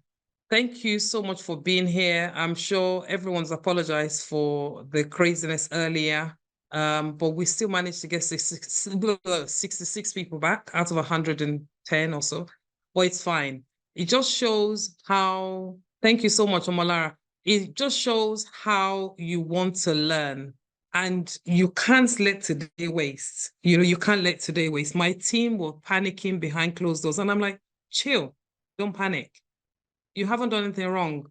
And this is a crazy world we're raising children into. This is why it's so important, guys, that you get them. Like we said, the theme is starting them early, starting them right. If you lay the right foundation and you're the right role model for them, you are bound to raise incredible children. And this has just come to show. We don't want to raise children that are into all that crazy stuff that's just happened, So today, if I can have my slides, please, and I'm going to go very quickly. I'm going to use some personal examples as well. Sometimes I'm going to code some of it because some of these children still, in the UK, parents can sue you. It's so important that you make sure you're doing things properly, you're speaking right. So, but whilst I'm waiting for my slides, I would just say as well that well done to all of you that have been genuinely honest about how you're feeling and how overwhelming it could be for practitioners, teachers to work with special needs children with special needs or children with additional needs, like we would say. So both language correct, special needs or additional needs. Or another word you could use is children that are visually impaired or physically impaired, things like that. So the language is key. Because in the past, we would normally say disabled children. They're not disabled. They just can't use their legs or they just don't see with their eyes, but every other part of them is functioning. So they're not disabled. Something that is disabled, something that is disarmed, that you can't move, you can't use, they're not disabled. They're normal human beings, but it's okay to get it wrong. That's why we're here, so we can all get it right. I don't know it all, and I'm sure Zuzi don't know it all either. And we learn every day because we listen to the likes of yourselves telling us what the issue is and even learning from yourselves. I do. There's a lady called Jane Oji. She's on the screen. She's got another name today, but the first time I spoke to her, she just wowed me, and Jane, I've called you out here, she just wowed me.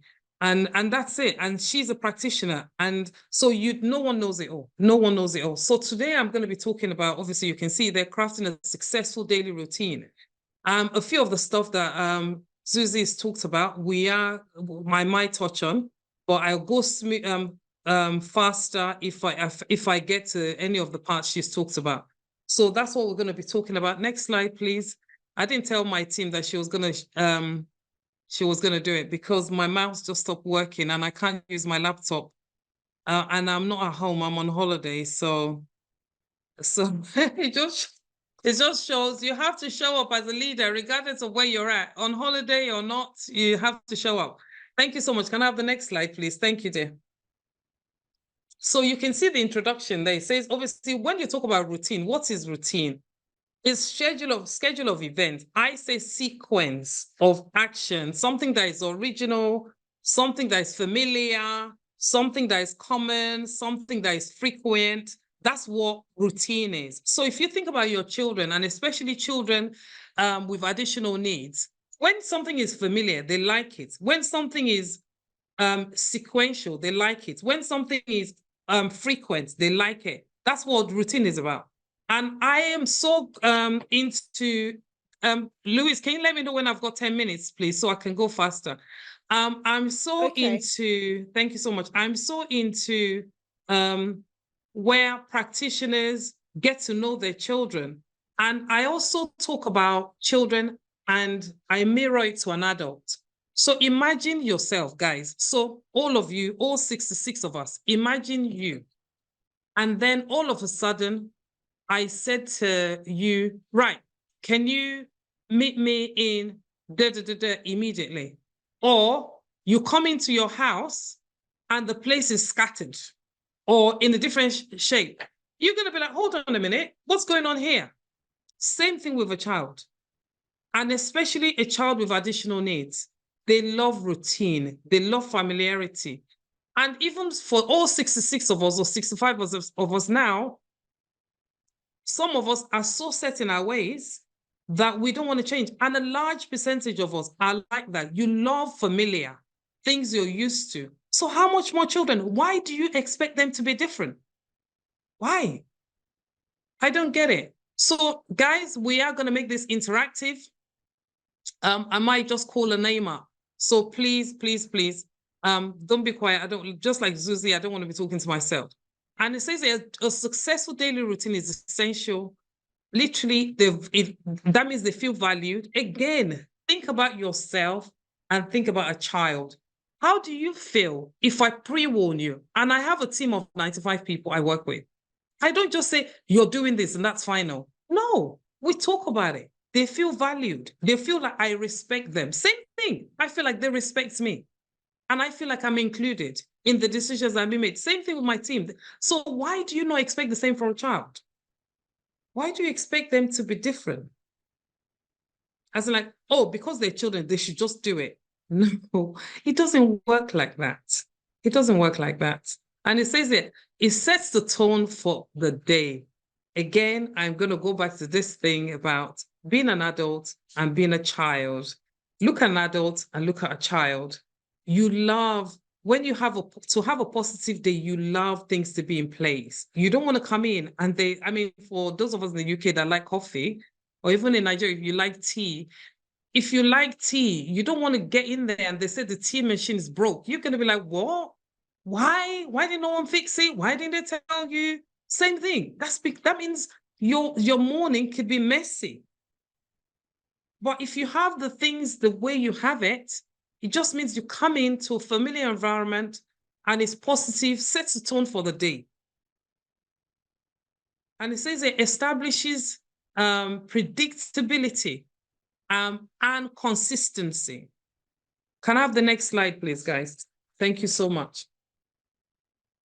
It says here, a successful daily routine. Next slide. I think I might have to, oh. Do I have to do it myself? Thank you. A successful daily routine is the foundation of a well-managed classroom, and it's essential in providing children with a sense of security and stability. That's by someone called Karen Stevens. Think about safety, security. You know, they feel safe. I have children, that's fine. Leave it where it is now. Don't worry, you don't have to go back. I have children that I work with, and I couldn't even tell you how many special needs children I have. And even though our schools are mixed, I couldn't tell you how many special needs children, because we welcome them. We're happy to have children with special needs, especially if we can provide the one-to-one that they need. That's it, Louise. They feel safe and secure. They feel like they're thought of. Like really, if you have that daily routine planned, it's like you've had them in mind. You've had them in mind before when you're planning your classroom or when you're doing the what we call the planning here, but obviously we'll talk about that at a later stage. So going now to the benefits of a structured routine. What are the benefits of a structured routine, guys? I think we've talked about safety and feel secure. Yeah, so the next slide, please. Thank you. The first one here I have is predictability, which I said earlier. It provides this, thank you, Taiwo, Iene, brilliant. I'll get to that one as well. Routine provides a sense of what is to come next, especially for children. And especially for children with additional needs, it's so important. We have this young boy, and he's been with us for nearly 2 years, and it's taken him over a year to settle.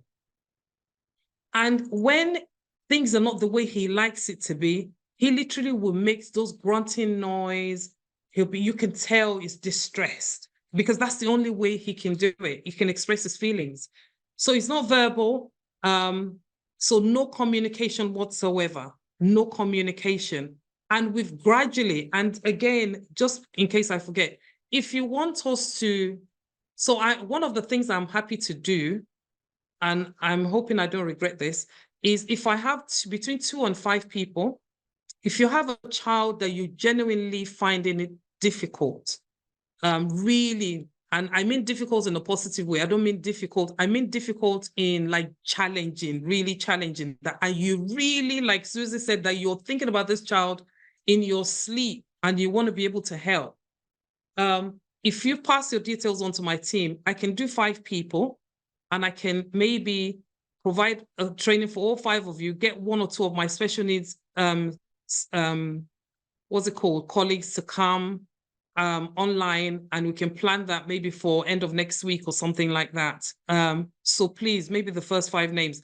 Well, you have to be specific and you have to show up because we don't want to waste my time and my team's time. And if possible, we might be able to get Susie as well, if possible, if she's available. So just going back to this, a sense of to reduce anxiety and overwhelmingness. I've seen so many in the last 19 years, so many children. And it's all about the practitioners. I can't say it enough. I can't say it any better than that beautiful and talented, brainy Susie said it. I can't say it any more than that. You know, it gives them that confidence to want to be there. But if you don't provide that, thank you so much for moving on. If you don't provide that routine, and even you have a sense of, because when you have a child screaming and shouting because you don't understand them and you don't understand what they need because they haven't got the words to express themselves, even your routine is messed up and you feel like, oh, what a day. That's what it feels like to you. So the next time we have is the next one we have is time management and efficiency. I think it's very, very straightforward. A planned routine allows smooth transition. Totally. A question I'm going to pose to you guys is, and I want you to write it and probably get someone to come up later, is if you had, when you're doing your transitioning from one classroom to the other, and I'm hoping the system is sort of like almost the same, how do you do it? How do you do your transitioning? Who are the people involved in those transitioning? So timekeeping is very, very important, or time management is very important when it comes to planning routine. And it really fills in the day, it helps the children, and it helps you as well to manage that classroom. The next thing I have is focus and concentration. Thank you so much, Tosin. I think it's you doing it, I think. Knowing what to expect helps you to focus, helps you and even the children to focus and learn more effectively. You having a daily routine. And we're going to talk about how you can do that shortly. Yeah. So we're not just going to leave you high and dry. We're not going to leave you high and dry. Can I have the next slide, please? Thank you so much. The next one is having to talk about it helps you in development of independence. Again, imagine a child, and I've got big smiles on my face because we've finally got to a space where this young boy, even though there are no words, he can almost articulate. You could almost know when he needs or what he needs, because he will come to you, and it's gradual process. He comes to you, he pulls your hand, it pulls you to where he wants to go, and he takes you there, and you go and get the thing from him. So if whether it's eye up or low down, if it's low, in the past, I'll give you an example. In the past, the first time he started, he'll come in, and we have, you know, when you have your toys or leg or stuff, they're all in, I don't know, trays. I use baskets because I like natural stuff. So I use baskets across all of my nurseries. We don't have plastics. So when he first started, this boy, he'll come in and drag every single basket on the floor. Can you imagine? Every single basket. Because he has no words, he can't communicate, and we didn't know him well enough. And gradually we had to show him how, no. And guess what, guys? Even though he can't communicate, doesn't mean he can't hear. So never underestimate the children you're working with. So you go down to his level or their level, do eye-to-eye contact. You calm them down. Even if they're screaming and shouting, you calm them down. Even if you have to spend time, you massage, you hold their hands, you reassure them. That's all they need. Reassurance that it's okay, you're safe. It's okay, don't be afraid. It's okay, I care about you. That's all they need. Once they're calm, then you give them hugs, you give them cuddles. And then you're saying in the same breath, just talk to me. Next time, show me, pull my hand. Let's talk. Tell me what you need. Just like Susie said about her son, that she got in and he just went into one. And he's like, what is it? And he told her, I'm not in your brain. And that's it. They are so smart. They're so knowledgeable. But it's this frustration of not having words that really frustrates them. And it's therefore your job as a practitioner to help them stay calm and to let them know I'm here for you. It's okay. Right, should we move on to the next one? I know some of the I'm gonna stay a little while in some of them, which is understandable, and I'm sure you understand that. So let's look at the elements of what it is to have a successful daily routine. Definitely balancing. How do you balance your indoor and outdoor space? How do you know this child so well that you know what they need? How do you know them so well that you know what they need? Do you know what their requirements are? You know what they're asking you. It's you by knowing the child, by having a structured learning and exploring environment. Lots of different things. And I heard when Zuzi said about the walls in your, minimalist, it's fine. It's not the end of the world. It's good too. So you decide how you want your classroom to be. So, for example, we're believing that we would hopefully start a special needs unit in Nigeria, in Lagos, hopefully between this year and early next year. So again, it's like when you go into spaces like that, how do you make it conducive for the children that you're looking after? How do they feel like this is my space as opposed to what you want it to look like? It's not about you, the teacher. It's about the children in your care. And I really do hope this is going in. I don't know, Louise, what comments have we got there? I know I've seen one or two questions, but we would thank you so much, and hold on to that bit there. Louise, what comments do we have? We're just having coming, truth be told, the overwhelming. Yeah. It's overwhelming, especially when you have other kids watching how you go to the extra mile for the children on the spectrum. We just had that from Tolani.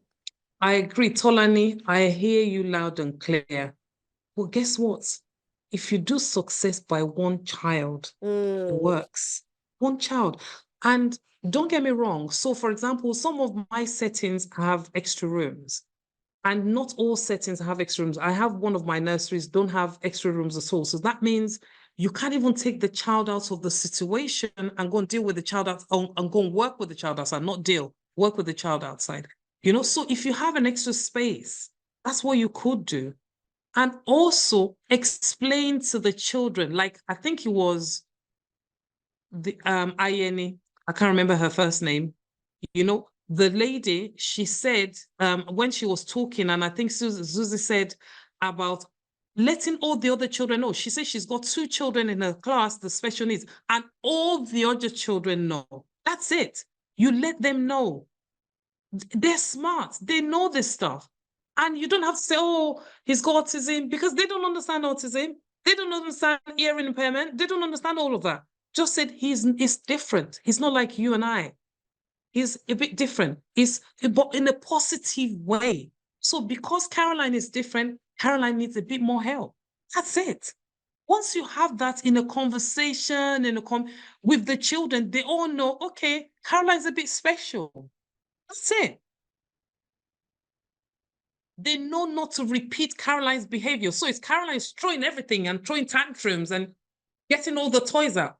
I tell you about the boy, none of the other kids are doing it, even though he was doing it literally every single day. And my team were getting upset because you're mixing toys together and then you've got to separate them, and these are like Legos and things like that. So they were like all the time, but he knows that's he's trying to communicate, and the other children know better not to do it. So there's nothing wrong with it, because they understand that, oh, this person is special.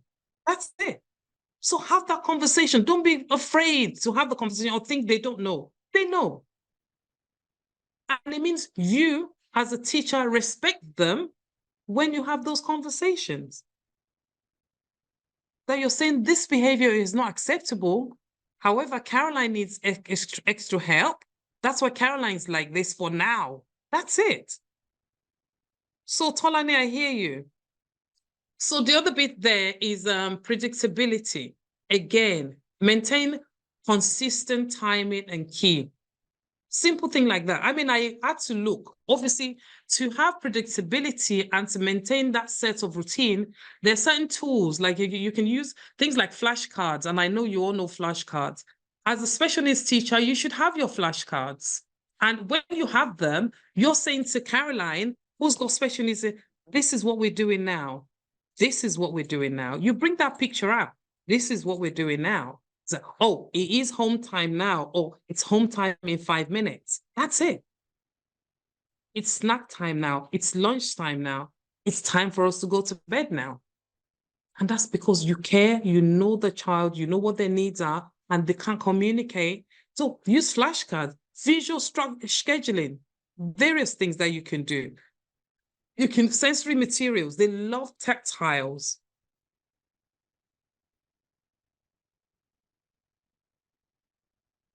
Have books about special needs and read those stories to them. Read stories about special needs to them. If you haven't got books on special needs, all right, maybe when we're coming in July, I can bring some. So again, maybe if I make any offer, like I said about that, having 5 people that we talk to, can we just say, oh, Caroline, or whatever your name is, or Lohi for books, or Lohi for routine, or Lohi for dealing with questions, whatever it is that we offered, yes? So that way I know what people are doing. Maybe I can maybe get books for 2 people, 2 schools, on special needs. If you can identify what exactly you would need, that would be great. I can just get special need stories, books on stories, like special needs book for story. But you must make sure you have special needs children in your school, that it would be useful. Don't just think they're gonna come in. Let's not waste resources. Right, the next thing on my slide, guys. Okay, Tolani, yeah, I think, well done. Thank you so much, Tosin. Be flexible to accommodate individual needs and unforeseen circumstances. Again, the only way you can have that is because you have a planned daily routine. If you don't have a planned daily, don't get me wrong, some days you have all hell break loose, right? Yeah, I get that. And you're thinking, what's the point of today? Get it? You get that? Well, not every day. And when it's calm, when the storm's calm, you can go back to your daily routine. Yeah. So it's good. It's fine. It just means you're normal. It just means you're alive and well. So yes.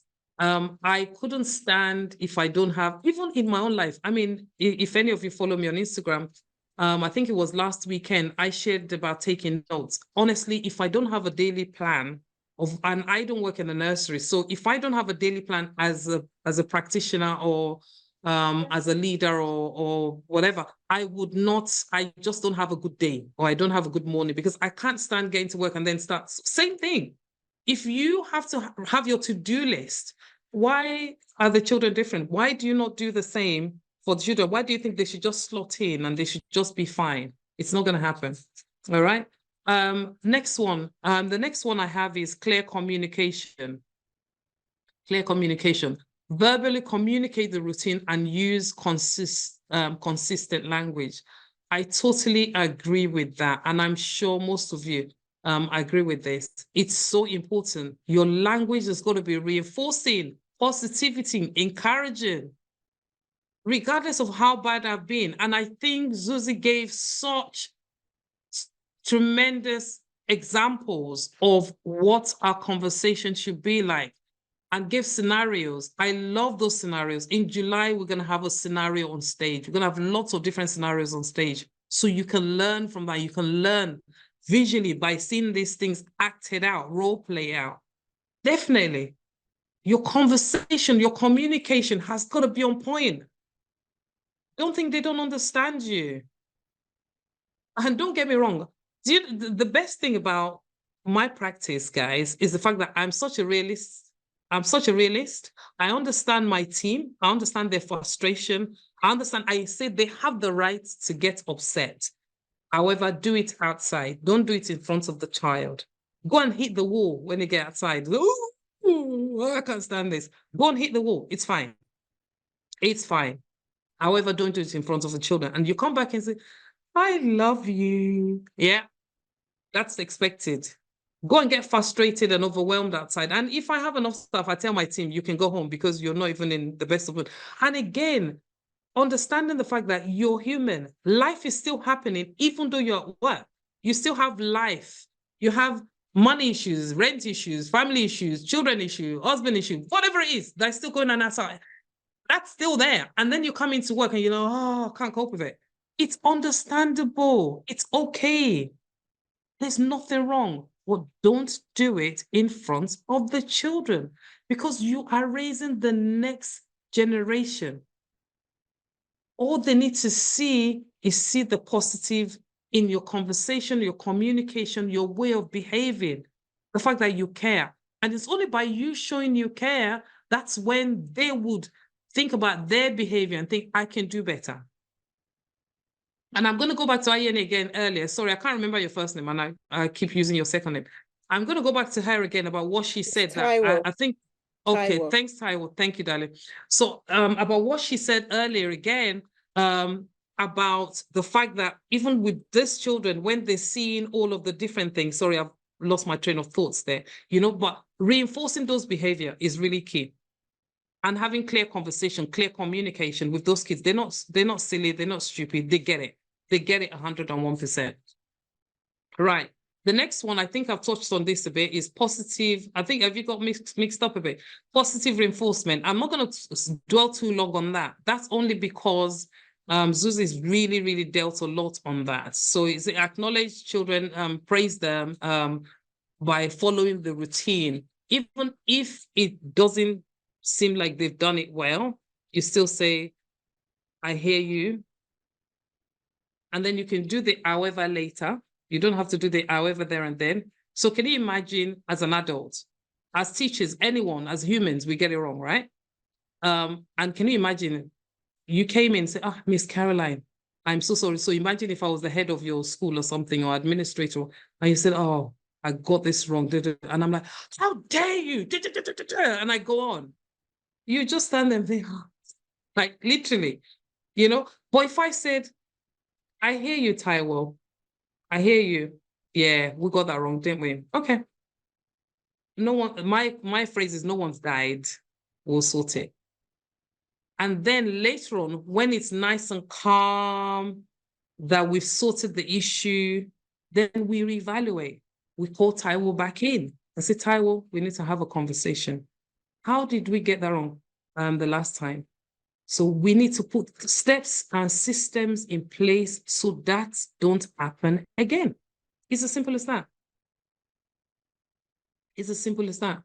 We had an issue recently with one of my teams, and it was a severe safeguarding issue. So safeguarding, but not that a child was abused or anything like that. So, but safeguarding, you know, there are various types of safeguarding, right? Safeguarding issue. And so what happened meant she had to be suspended from work. And which meant she cannot come back into that branch until the investigation had gone through. Zuzi and some of you that have been to the UK, you know what I'm talking about when it comes to safeguarding. This is not a lawless country. They're so hot on this thing here. So immediately, obviously, we know her. She's been with me for probably 10 years. And we had to take her from that branch into another branch and still kept that private and confidential. But the manager of the next branch knew about why she'd been brought in. And we had to deal with all that. And the first day, don't get me wrong, when I saw her, I was proper vexed, like literally vexed. Normally I give all my team a cuddle, and especially because I haven't seen her, because she's in another branch, I haven't seen her for so long. I'll give her a cuddle, give her a hug, and hey, I've missed you. I do all that. This time I literally walked in and I'm like, you've just stressed me out, man. Like I walked in to my office, and at the end of the day, she's going, Miss Caroline, can I have a cuddle? I'm thinking, granted, give her a cuddle. But guess what? I still didn't address it because that's not the time and place. Even though she caused me and my business, one of my branch was being investigated, it wasn't the time and place. And that's the same thing. So imagine that being a child. There's a time and place is what I'm trying to say to you. But at the right time, the right conversation should take place, which we eventually did. Right, next one, please. So these are components of a successful daily routine. I'm not going to read it, but you can see it says, obviously, arrival time, learning, outdoor, meal time, rest and relaxation. And what I do in my nursery is like, we do all of this. And then the afternoon where it breaks up. So because you guys, so we're a private nursery, so we're open from 7:30 a.m. to 6:30 p.m. So we're an all-day childcare earlier setting. So it's not like a school where you guys finish probably 1 o'clock or 3 o'clock, whatever it is. So for example, for us, because half a day will be at 1 o'clock or 2 o'clock, we literally then start the routine again. So it's like the afternoon is like, oh, arrival time again. Let's start story time. Let's do this. Let's do that. And then it's learning time, you know? So, and that's it. So the daily routine is broken up into two. You get to half a day and then you start again for the afternoon children or for all of the children, and you start something fresh as opposed to the same thing you did in the morning. Yeah, so I'm not going to read that. Let's go on to the next slide. So the next slide says creating an inclusive routine. How do we create an inclusive routine? Knowing your children is very important. Individualized approach. That literally just means getting to know them. Know your children. That's it, Taiwo. I see that. It means they would not be bored. Totally. They won't be bored because the morning is different from the afternoon. And there's something fresh. And you know, from your planning, if we do planning the same way, you would have planned what's coming out because you have a theme for the month. You would have planned what's coming out. And that's how I run my nursery. All of my branches have the same theme for the month. The way it's executed will be different. However, they have the theme for the month. So we can say, getting to know yourself. Thank you. Getting to know yourself will be the theme for the month. But the way it's executed and thought in every single branch is different. So it's then down to you as a teacher, the practitioner, to plan your routine that your routine will not be bored or would not be boring. Next slide, because I've only got 10 minutes. I think I had okay, sensory, let's do sensory integration. Again, when you know the children, you know what's required of them. Incorporate sensory activities through the day to cater for these diverse, obviously the preferences and stuff. Once you know the children, how do you do, and this is a question I want you to, probably someone to answer. How do you, so when a child comes into your branch, and I want you to answer this honestly, because if it differs, and I might be able to help one school to really see how you can get to identify when you have a child with special needs come into your branch or your school. So I want you to write it down. How do you identify their needs? What's the first? Write the first 3 things you do. Don't tell me registration form and all that stuff. Yeah, they all fill out registration form.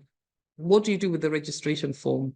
That's what I want to know. The first, second, and third thing you do that you just be able to give us because of time. And other people can learn as well. There's 71 of us. No, there's 64 of us here. So other people can learn. Right, the next slide, please. Thank you. They have choice and control. That's how you could really help them by offering them choices. Next slide. Positive language. We've talked about positive language. You can never have enough of positive language. You can never have enough. Honestly, you can never have enough. Next slide, please. Thank you. I love this bit, and I'm going to spend a little time here. Peer support, your colleagues. Encourage peer interaction and opportunities for all the children to learn from and play with each other. So you're showing children that able children with children with special needs to interact together. And it could be from showing care, from showing love, literally anything. Always think about how would you feel if that was done to you? Or how would you, if it was your child, how would you want them to work with your child? And if it gets overwhelming, how do you get your team to help you out? So even though within my business, I have SENCO officers, so I have SENCO officers, special needs officers, I literally make it very clear to my team that it's not just their job, it's everyone's job, because it's tiring.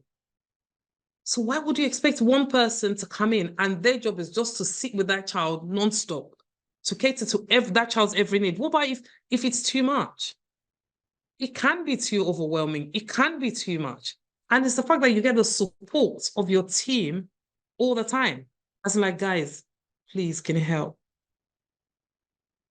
You have the ones that can't go to the toilet on their own, that they're really, really, really disabled or in terms of their physical disability. What do you do then? And you have to help them change. And some of them could be big in terms of their size and like their age. You can't leave them messy. Or you can't do it all the time, every day. Like they mess themselves 3, 4, 5 times a day. And you have to be the one every time to do it. That's just way too much. And it's tiring. So you need your team to help. Next slide, please, dear.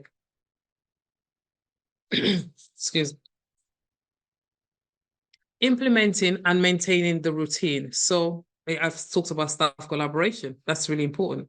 Family involvement.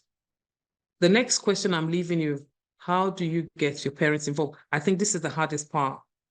This is the hardest part.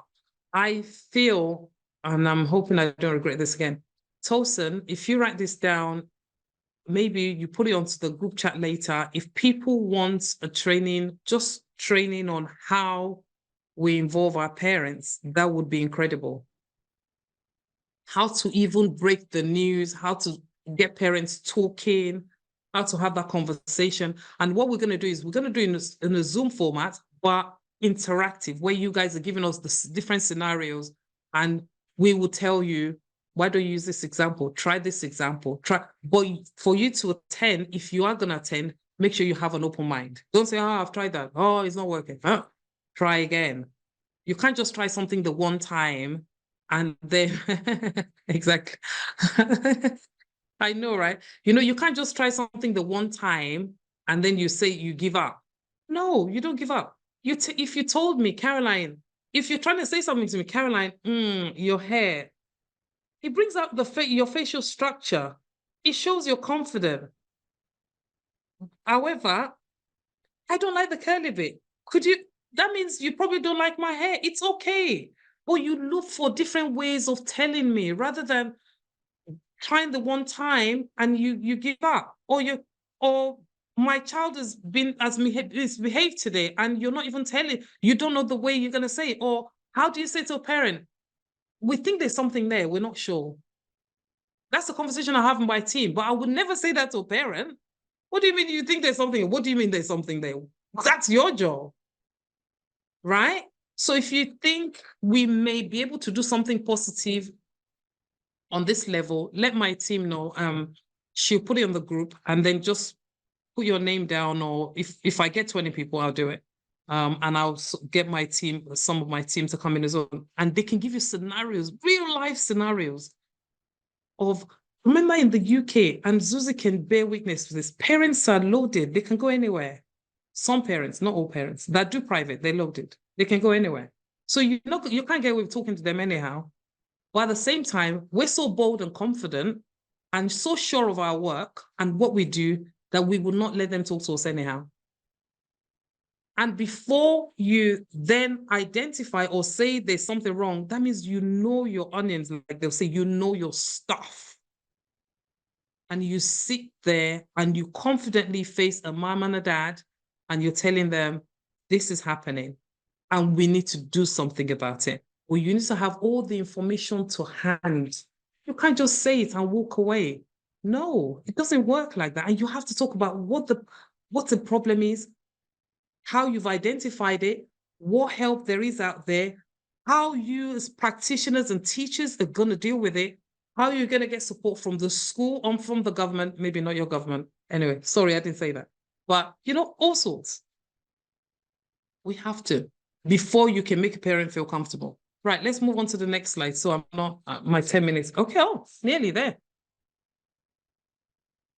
I know, I saw what you said, Gladys. I'm going to get Louise to read some of these bits out in a minute. So I want to really stick within my 10 minutes so we can have time to chat a bit if we want to.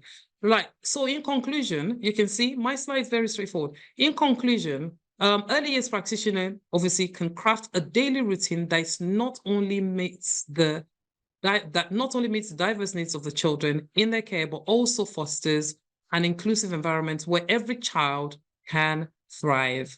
That should be your aim. Because why do you have the children in your classroom and they're not thriving? There's no reason why they should not thrive in your classroom. Remember, the key to success is flexibility, adaptability, and a commitment to continuous improvement. That's like talking to adults. If we were not flexible, COVID would come and we would not change. We wouldn't be having this conversation today. If we're not adaptable, we would not be having this training and looking forward to making a change in our classrooms. We wouldn't be here. Alpha didn't do anything before COVID, like online before COVID. It was after COVID. And we continuously want to improve ourselves. Why are we having the webinars? Why do we have Zoom? I've learned from what she said today. I'm going to learn from the other speaker. I'm learning from your conversation here. So well done. And this is a key to having a successful routine. I'll say this to you. As a teacher, all you do, you plant the seed. You plant the seed of knowledge. Remember that. You plant the seed of knowledge that will last a lifetime. The seed you plant will last a lifetime. What seed are you planting as a teacher? Those children will grow up. They would not remain babies forever. What seed are you planting in their life now? And I have here, a teacher is one that takes a hand. You take their hand, you open their minds, and you touch hearts. That's what you do. You take them, you open their mind to creativity, to a world of endless possibilities. And you touch their heart. I don't know what, I can't even remember a single teacher in my life, but I remember one person. I was so rubbish. I lived in Nigeria at the time, and I think it's agriculture. That was the only thing that, like, literally was just terrible. I didn't know anything. I didn't pass a single exam.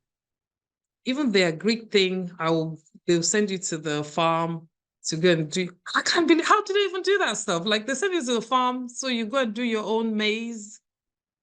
It's just madness. I'm not sure. Do they still do that stuff? Anyway, so, and you see my palms like all swollen. It's like my feet, my hands are so Oyinbo girl kind of. It was terrible. I literally would cry nonstop, and the guy would always just look after me.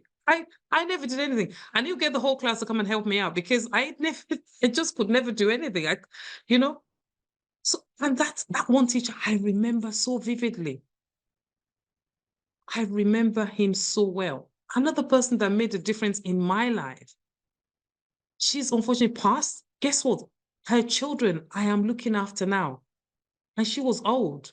Her children are almost as old as I am, if not older. I am looking after them now because of what mommy did. I called her mama. What she did, the difference she made in my life, I never ever forget.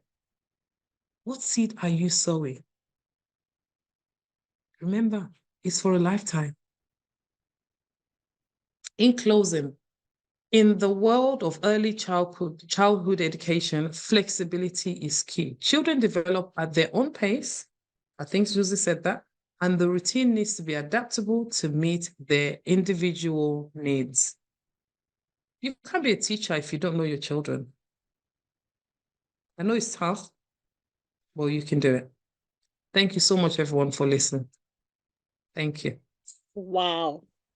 Wow. Wow. Thank wow. you so much. Wow. Wow. Thank you. What a way to end this. Wow. Thank you.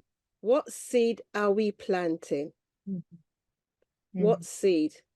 That's food for thought. Let's dwell on that. Think about that. What seed are we planting? Because the seed we plant is that of knowledge that will last a lifetime. I like the way you talked about the person.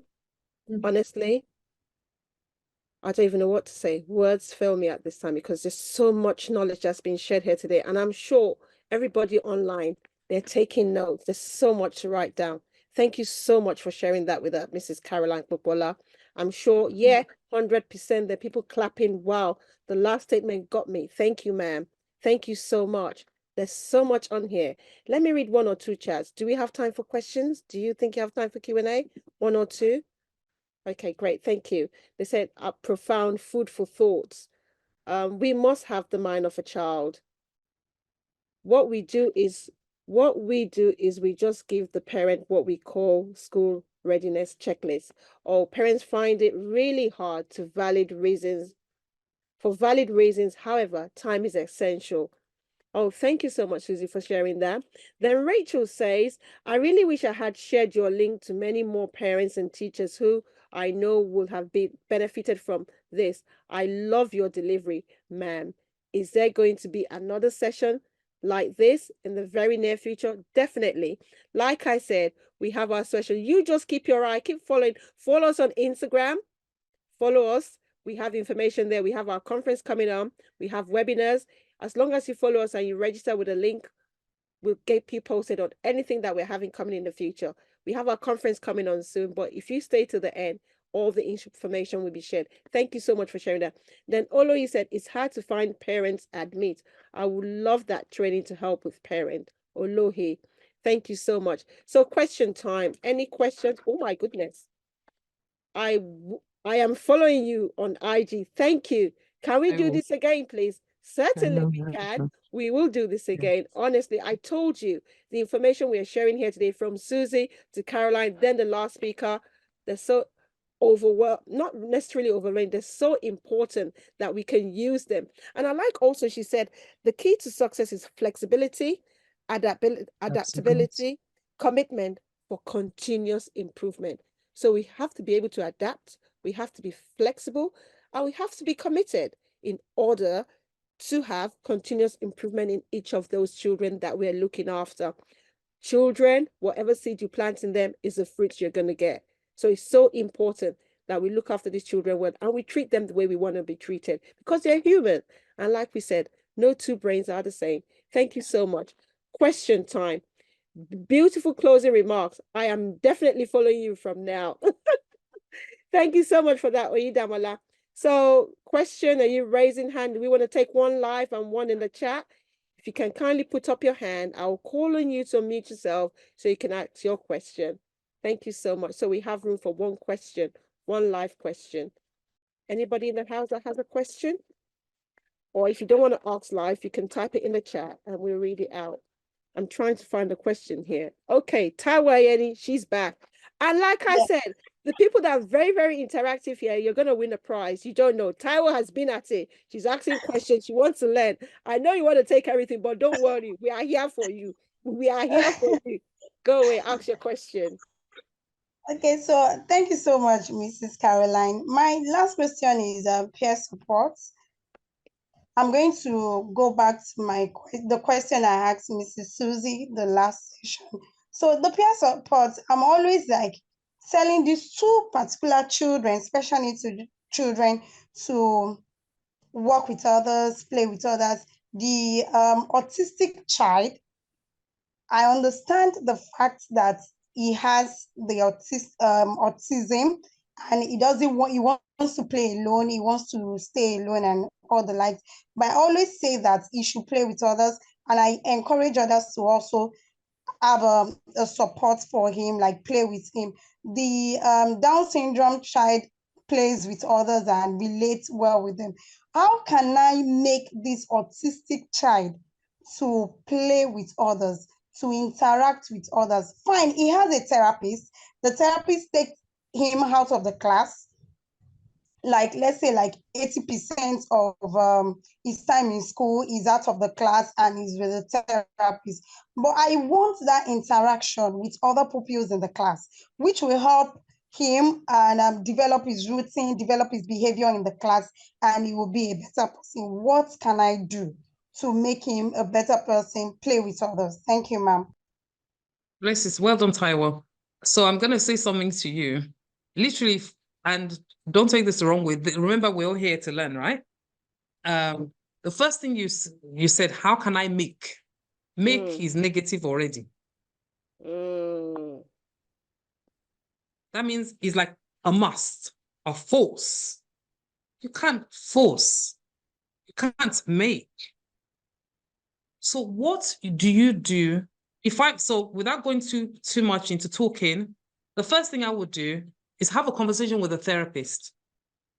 Let's have a conversation. So the one thing I find so much over time, and I know and I respect, guys, if you didn't hear a single thing of what I've said today, please note this. This is from my heart. I respect all of you, all practitioners, especially in Africa. And I say this to say that I know the system in the UK is different. And I know you guys have this sense of hierarchy. Some people are above some and you can't talk to people. I know that stuff. And that's the whole point, where we're trying to break this down. Do you understand? And I know maybe what I would do constructively is have that conversation with the therapist first, that this is what I would like to do. Remember, I said I would like to do, not make. Not force. I would like to do. For us to achieve child A, building the social skill that he requires to be able to meet with or play with all of his other friends, I would like to put this and this in place. How can I incorporate that into your practice? That's it. wants you to communicate. That means you're taking the child out 80% of 100% in school. So it's only 20% in class. Yeah. That's how is the child going to integrate? Yeah. It's not going to work. But you don't say that to him or her. You say it in a positive way, as in like the bottom line is about the child, not anybody else. It's the child. Yeah. That's all it's about. It's not him or her trying to prove they're good at therapy and you trying to prove you're good as a teacher. It's about the child. What does the child want? And what would help the child to live an almost normal life, whatever normal might mean to them. Yeah. Do you understand? So the first thing I'll do is conversation, communicate with the therapy and see how the pair of you can weave that child's learning into your daily routine and into his or hers, whatever. And that's what I would do. And once you've achieved that, gradually you start to bring that child in. If the child means they spend an extra 10 minutes, you've already know the child's going to be in your class at 2 o'clock. You already made activities are available for that child at 2 o'clock. So because you and the therapist already had a conversation, boom, you bring it in. That's it. You gradually, hello, Caroline, it's so lovely to have you. You know you're not normally here at 2 o'clock. It's so beautiful to have you in here. Yeah, that's Go so on. encouraging. Yeah. Look, I have planned my day for you. I can't wait. That's it. The Yeah, excitement in you doing it, the child will just want to melt. If consistency as well, not one time. The child will not melt one day. Consistency, continuity. Yeah. Thank you so much. I think Susie wants to say something. Yeah, I was going to add Susie, because Susie, can you unmute yourself to add to that? You're mute, darling. Caroline, you're mute. We can't hear you. Yes, yes, I could add to that, please. Thank you so much for what you said. And, you know, for children on the spectrum, help teaching them to communicate, interact socially, like interact with their peers. You need to, let's say something, the therapist that comes to the school with the child, what does a therapist do with the child, right? As a teacher, you should know that the job of a therapist is to help the child develop skills, not to shadow the child, not to guide the child. So you find that most of those therapists are facilitators and not therapists. So because social interaction is a fundamental goal that we put in our BIPs. What is a BIP? Behavioral Intervention Plan. It's a goal on its own that needs strategies. Teachers can be taught those strategies, but they, like Madam said, right? It's something that you have a child with Down syndrome in your class. Down syndrome kids are usually very social. If you pair the child that has Down syndrome, that has very great social skills, with even other neurotypical skills, children, they will learn the social skills from that child. But if you pair the child that has Down syndrome, that has great social skills, with an autistic child, without teaching that autistic child what social interaction is, because they do not have it in their repertoire, the child will not get socially integrated. So it's a skill that has to be taught. Remember, social interaction, she has to do with communication. And communication is that fundamental thing when we talk about autism. It's a behavioral thing. So it's something that needs to be the therapist, have a meeting with the therapist. I would assume that therapist is a facilitator, because having to teach someone social skills, you need a behavioral therapist at least to do that, right? Or someone that is equipped to do that. It's something that teachers can learn. It's a training that teachers can, because teachers are equipped to do that. But when you look at the facilitators, you know the kind of facilitators we're talking about. They may not be equipped to do that. So it's something you have to consciously and intentionally work on, because the autistic child does not have it in their repertoire. Okay? Wow. Thank you. Thank you for that addition, Susie. Thank you so much. So we have just one more last question, then we can bring on the next speaker. So this one says, Oye Oluwafe Shiton Akinyanju. How do you address aggression in a child of age 6 and place him on routine that is effective for good coordination? That's similar to what Susie asks, isn't it? Because you just need to understand the child and know when to place the child. So I think that question could have been answered from Susie. I think. What are your thoughts, Caroline? I think everything on the underlying cause for everything is knowing the child, knowing what they're interested. I think somebody put something similar in the, but I'm not sure about the age, but it's so if I had that child within my setting, and remember this, there's, in terms of learning, guys, there's not very much YouTube can teach you or a textbook can teach you that real practice, real hands-on practice is the best. So when you have the likes of Zuzi come in, our speaker later, Overcomer, myself, the team, even yourselves, talking from real life experiences, that's the best teacher. Whilst every child is an individual, and because it worked for child A, doesn't mean it's the same system and process will work for child B. That's why consistency and never giving up attitude works. It works all the time. Because you've tried it and it didn't work means you give up. You don't give up. But the only reason why you don't give is the love you have for your job and the love you have for the future person you're raising. So if I had that child within my setting, basically it's getting to know their interests, getting to know what they like. And he's a 6-year-old, so he's smart. He's a big boy. He's a good boy or girl. He's smart. He can communicate what he wants, or even if he can't communicate, there are ways by using those various tools we talked about earlier, you get to find out what their interests are. Again, communicating with the parents is key. Parents have had this child for 6 years. They know their child well. And if the child has been sitting with a nanny, because that's the system we have in Africa, then we want to talk to the nanny and find out what the child likes, what's their likes, what's their interest. And that you then develop into your daily routine for the child. And that's, without saying too much, that's why I would leave it. Thank you. Thank you so much, Mrs. Caroline Popola. We appreciate you. Thank you so much for your wealth of knowledge that you've shared with us this afternoon. The one that you said that is going to stay with me forever is like seed. We're planting seeds. What seed are we planting in each child that we do come across today? Thank you so much. We appreciate it. We look forward to seeing you because I know you're still going to be with us. And thank you. So without further ado, we're going to call our last speaker of today. And yes, so our last speaker, you tell me, what do you notice about this next speaker coming up? Do we look alike or don't we look alike? Right, so the next speaker is Overcomer Bankole. She's going to be talking from another dimension on this topic we're having today. So Overcomer Bankole is, I think we've got the wrong profile up there.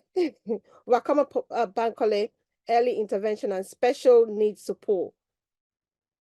So, yes, sorry, I'm waiting for them to share it. Can you make it bigger, please? Thank you so much. Overcomer Bankole is a caring, compassionate, and emotionally resilient early years SEND practitioner. SEND means special education needs, something like that. She will explain to that for us later.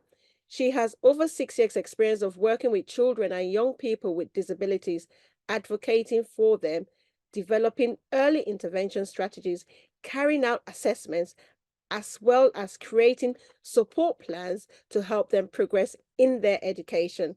Her passion in this area is driven by her aspiration to nurture young people's potential. She works in collaboration with external stakeholders such as educational psychologists, speech and language therapists to ensure that children and young people with SEND needs are adequately met. Overcomer's interest in these areas has furthered her desire to study a bachelor's degree in early childhood studies, as well as a master's degree in special education needs. So, ladies and gentlemen, put your hands together, put the drum roll on for our last speaker, get your notes and pens ready, because I'm going to be asking questions, and you know we're going to give prizes as well. Oh my God. So let's Ladies and gentlemen, put your hand together for my sister, my blood sister, Overcomer Bankole. Woo! Thank you. Thank Oh my God, I can't even see myself. Can I share my screen, please? Hello, everyone. Can you hear me? Yes. Yes, we can hear you. Don't you worry about What that. happened? I've suddenly disappeared. Just breathe, have water, and start. We're ready for you. Thank you. Okay. Do you mind if I share my screen, please? They have made you co-host. Yes, you can share your screen. Okay, thank you.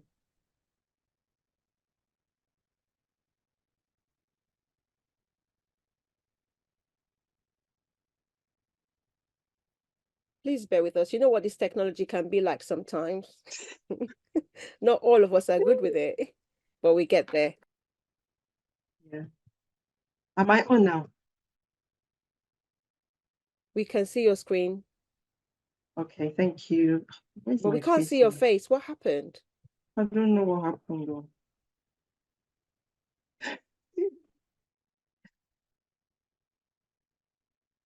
Anyway, I don't know what happened to my face, but good afternoon, everyone. Do you mind if I just carry on, please? It would be nice if you guys see my face, but I don't know why it's not showing my face. But what about you wanted to share your screen? What are you sharing? Because what we can see is a blank screen at the moment. Oh, okay. I thought I shared the screen. Oh, I'm sorry. No, please share it.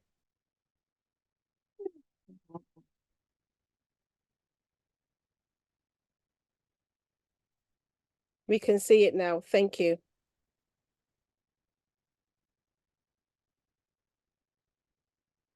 Share. Yeah, we can see it. We can see you. You can start now. Okay, all right. Thank you so much, everyone. I'm so sorry you can't see my face. I was trying to just have the proper screen on, but I don't know what has happened. But please pardon me for doing that. Good afternoon, everyone. Nice to be here with you guys.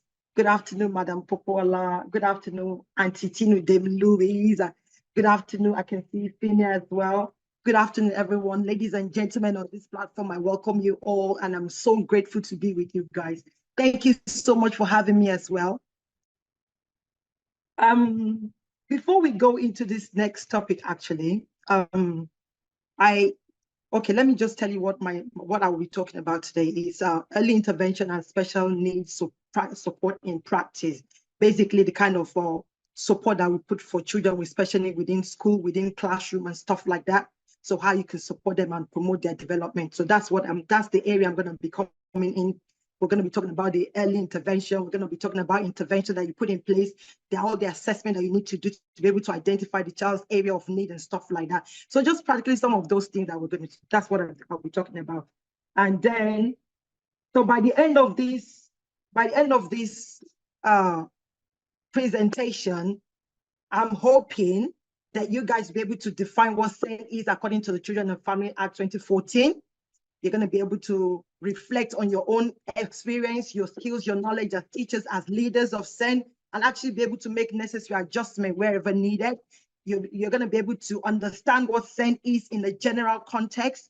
You're going to be able to understand how to effectively provide support for children and young people with SEND.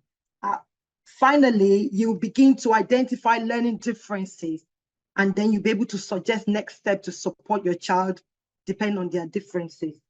So by the end of this, that is what I'm hoping for us to be able to achieve. And anyone that asks a question, that might ask a question, will be able to have this clear understanding based on this workshop.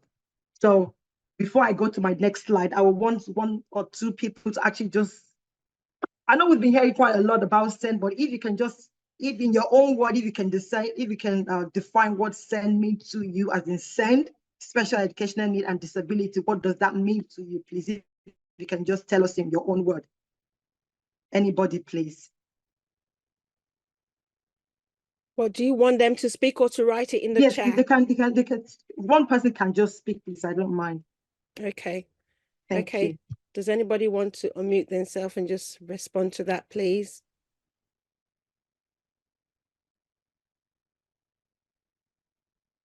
In your own word, please, what do you think SEN is? It doesn't have to be according to what the government definition is. It's just you, the way you see it, the way you define it in your own word.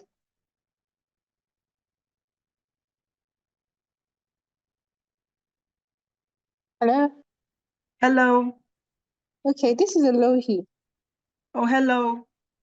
Good afternoon, everyone. I think from my understanding, I would say SEN is or would I put it as like special need refers to an individual who probably requires assistance either physically, emotionally, or behaviorally. I think that's, from my understanding, that's what it means. Thank you so much. You're actually right. Thank you so much. Is anyone else? Thank you.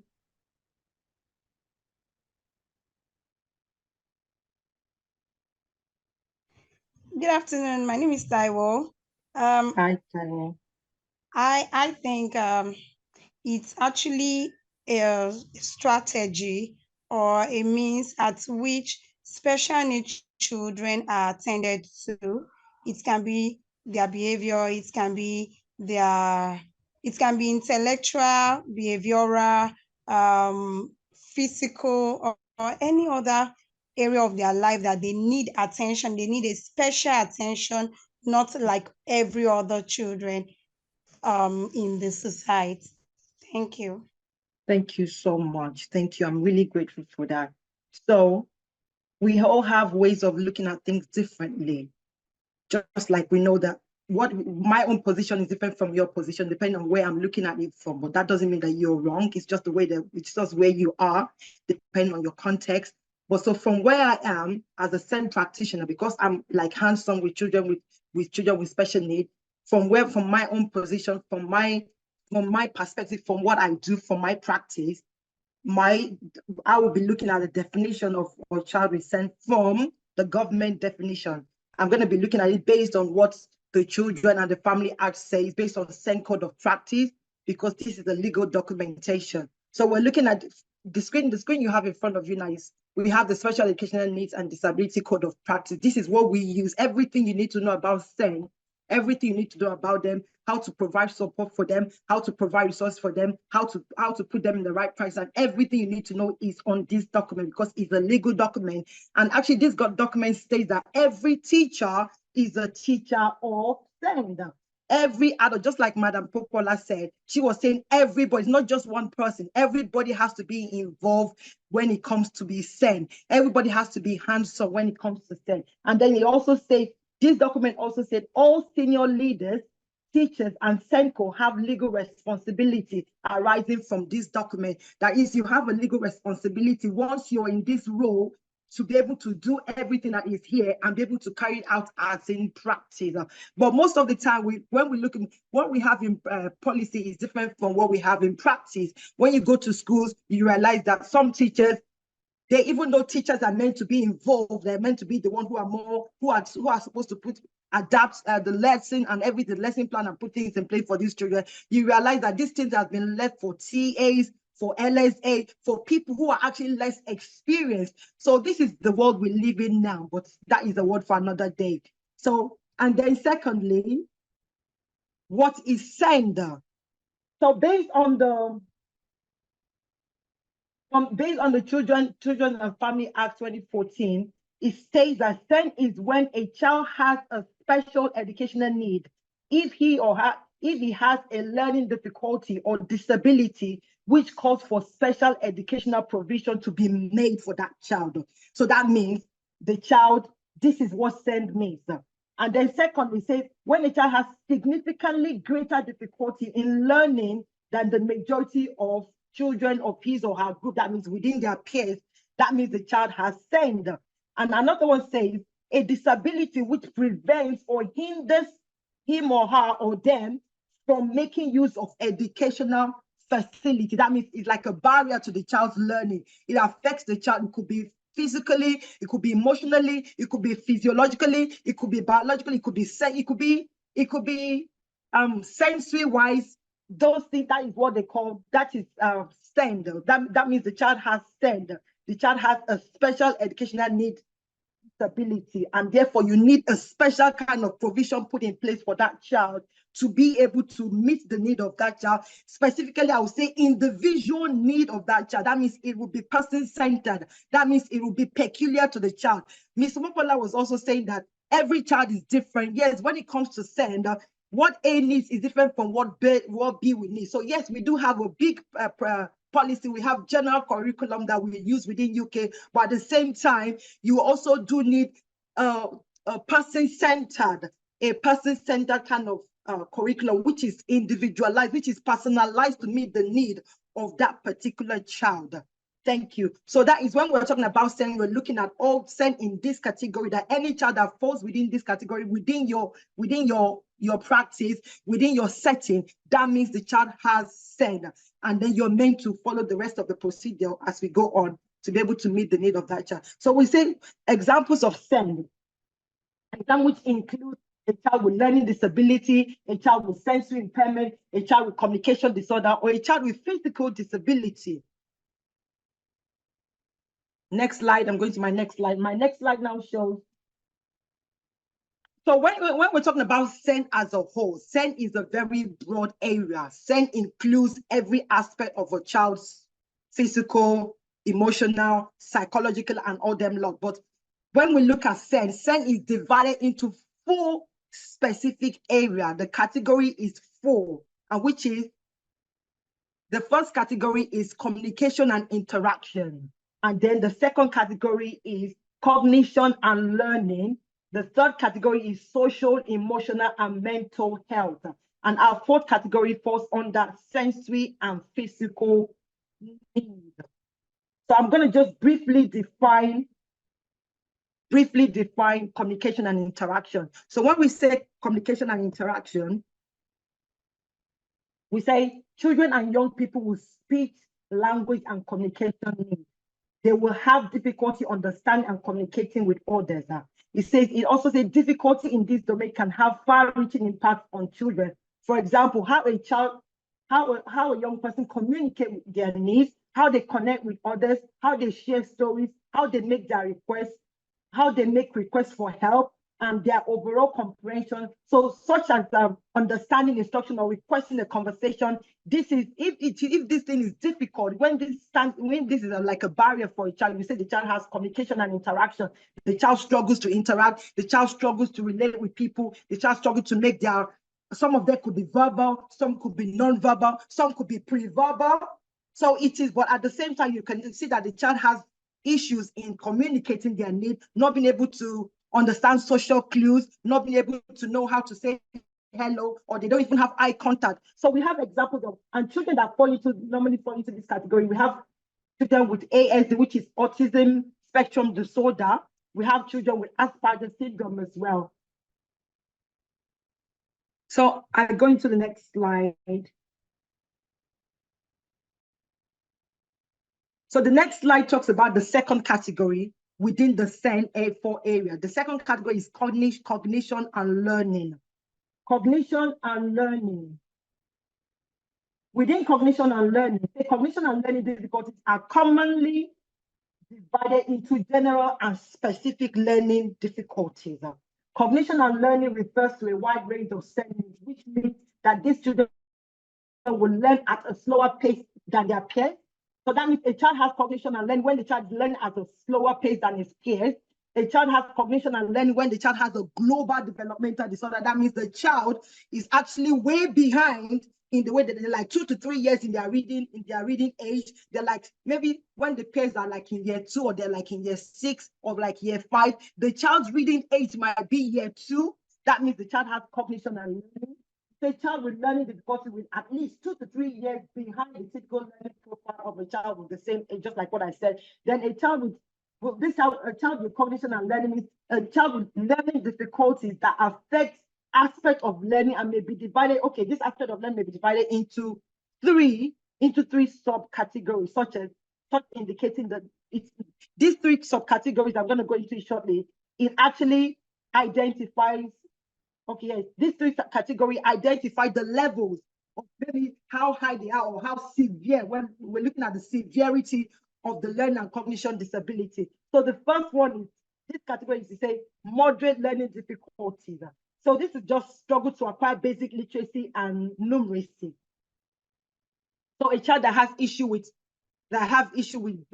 reading, maybe it's a child that has basic gaps in their learning, and it just maybe the teacher would just need to adapt the lesson to be able to suit the child. Maybe the child does not, if they cannot read certain text because of the jargons that's in there, the teacher might adapt the lesson to make it simpler for the child to read. And then we're looking at severe learning difficulties, which is significant. It's significant intellectual or cognitive impairment. And then we're looking at profound and multiple learning difficulties. This is usually severe. It is complex learning needs. It is coupled with physical disability and sensory impairment. For example, a child that has accident that affects, maybe the child, because of the accident, a part of the child's brain is affected, and that means the child might be on wheelchair. The child will not be able to read. The child has issue with social skills. So that's what makes it profound. There's a lot of stuff involved in it. So that means just like having moderate, severe, and everything together. So which makes it more bogus for the child. And then the child also now have sensory impairment as well. That means they have issue with their feet, with tact, they have issues with sensory, with touch, with taste and hearing and stuff. So when we're talking about children with cognition and learning, in the general context, this is what it is. But within cognition and learning, there's also another part we talked about, the specific learning difficulty. So when you're looking at the specific, that means it focuses on one area. It focuses on sorry, I'm just gonna. Okay, specific learning difficulty. This category is specific learning difficulty, which affect more specific aspect of learning. That means we're looking at literacy, we're looking at numeracy, we're looking at a child that has coordination. Maybe the child has dyspraxia. That means the child has issue with coordination. When they're walking, they're always bumping into things. They cannot do PE. They're always falling. That is a specific learning difficulty that the child has. But you see, the previous one we learned involves so many things. When we're looking at the severe one, it involves so many things. But this specific one, we're talking about dyslexia. Dyslexia deals with reading. It says dyslexia is a learning difficulty that primarily affects the skills involved in accurate and fluent word reading and spelling. So the child has difficulty in phonological awareness, verbal memory recall, not being able to, when you hold the memory in your head and you're saying something and then you're able to recall the memory. But the children, that child struggles with things like that. They have issues with verbal processing. When you speak to them, they have issues with being able to process and respond back to you on time. They have issues in dealing with, their area is mainly words. Their area is mainly text, reading, anything that has to do with literacy. But dyscalculia is maths, is numeracy. So it said dyscalculia is defined as a significant difficulty in numerological processing. So despite the child might be good in every other thing, the child might be good in English, the child might be good in chemistry, no, not chemistry, anything that has to do with calculation, mainly numeracy, calculation, maths. So that particular area is the area where the child has disability. So that's why it's called specific. It's specific because it deals with this area, and this area does not affect other area. So that is why that is an area of that is the third area of SEN that we're talking about, the third category. And then I move on to the final category, which is social, emotional, mental health difficulty. Social, emotional, mental health difficulty is the last and the final category within the 4 area of SEN. So any child that has any issue at all the issue must always fall within the 4 categories of SEN. That's why it's called special educational need and disability. Everything falls under the umbrella of these 4 categories. So if the child has autism, it falls within the category. If the child has physical disability, that means hearing impairment, the visual impairment, it falls within the 4 areas of category. So the final category says social, emotional, and mental health needs are a type of special educational needs in which children or young people have severe difficulty in managing their emotions and behavior. So when you're talking about children with, you hear ADD, ADHD, they have issues. They have issue with regulating their emotions. They have behavior issue within schools.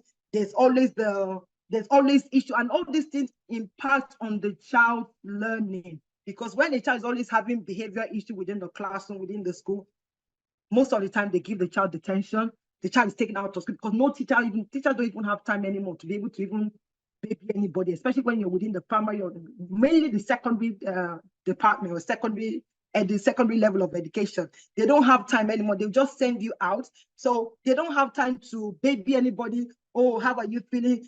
What zone of regulation are you? Are you frustrated? Are you having a meltdown? Are you having a sensory overload?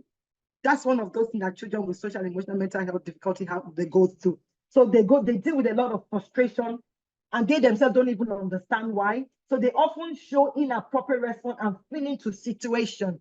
They have anxiety. They have issues with depression. They have issues with, so some of them, their background they have traumatic background. Some of them have, and because of all this traumatic background, based on the issue that they've been to, it comes out as this thing, and they always present it as if they call them challenging behavior.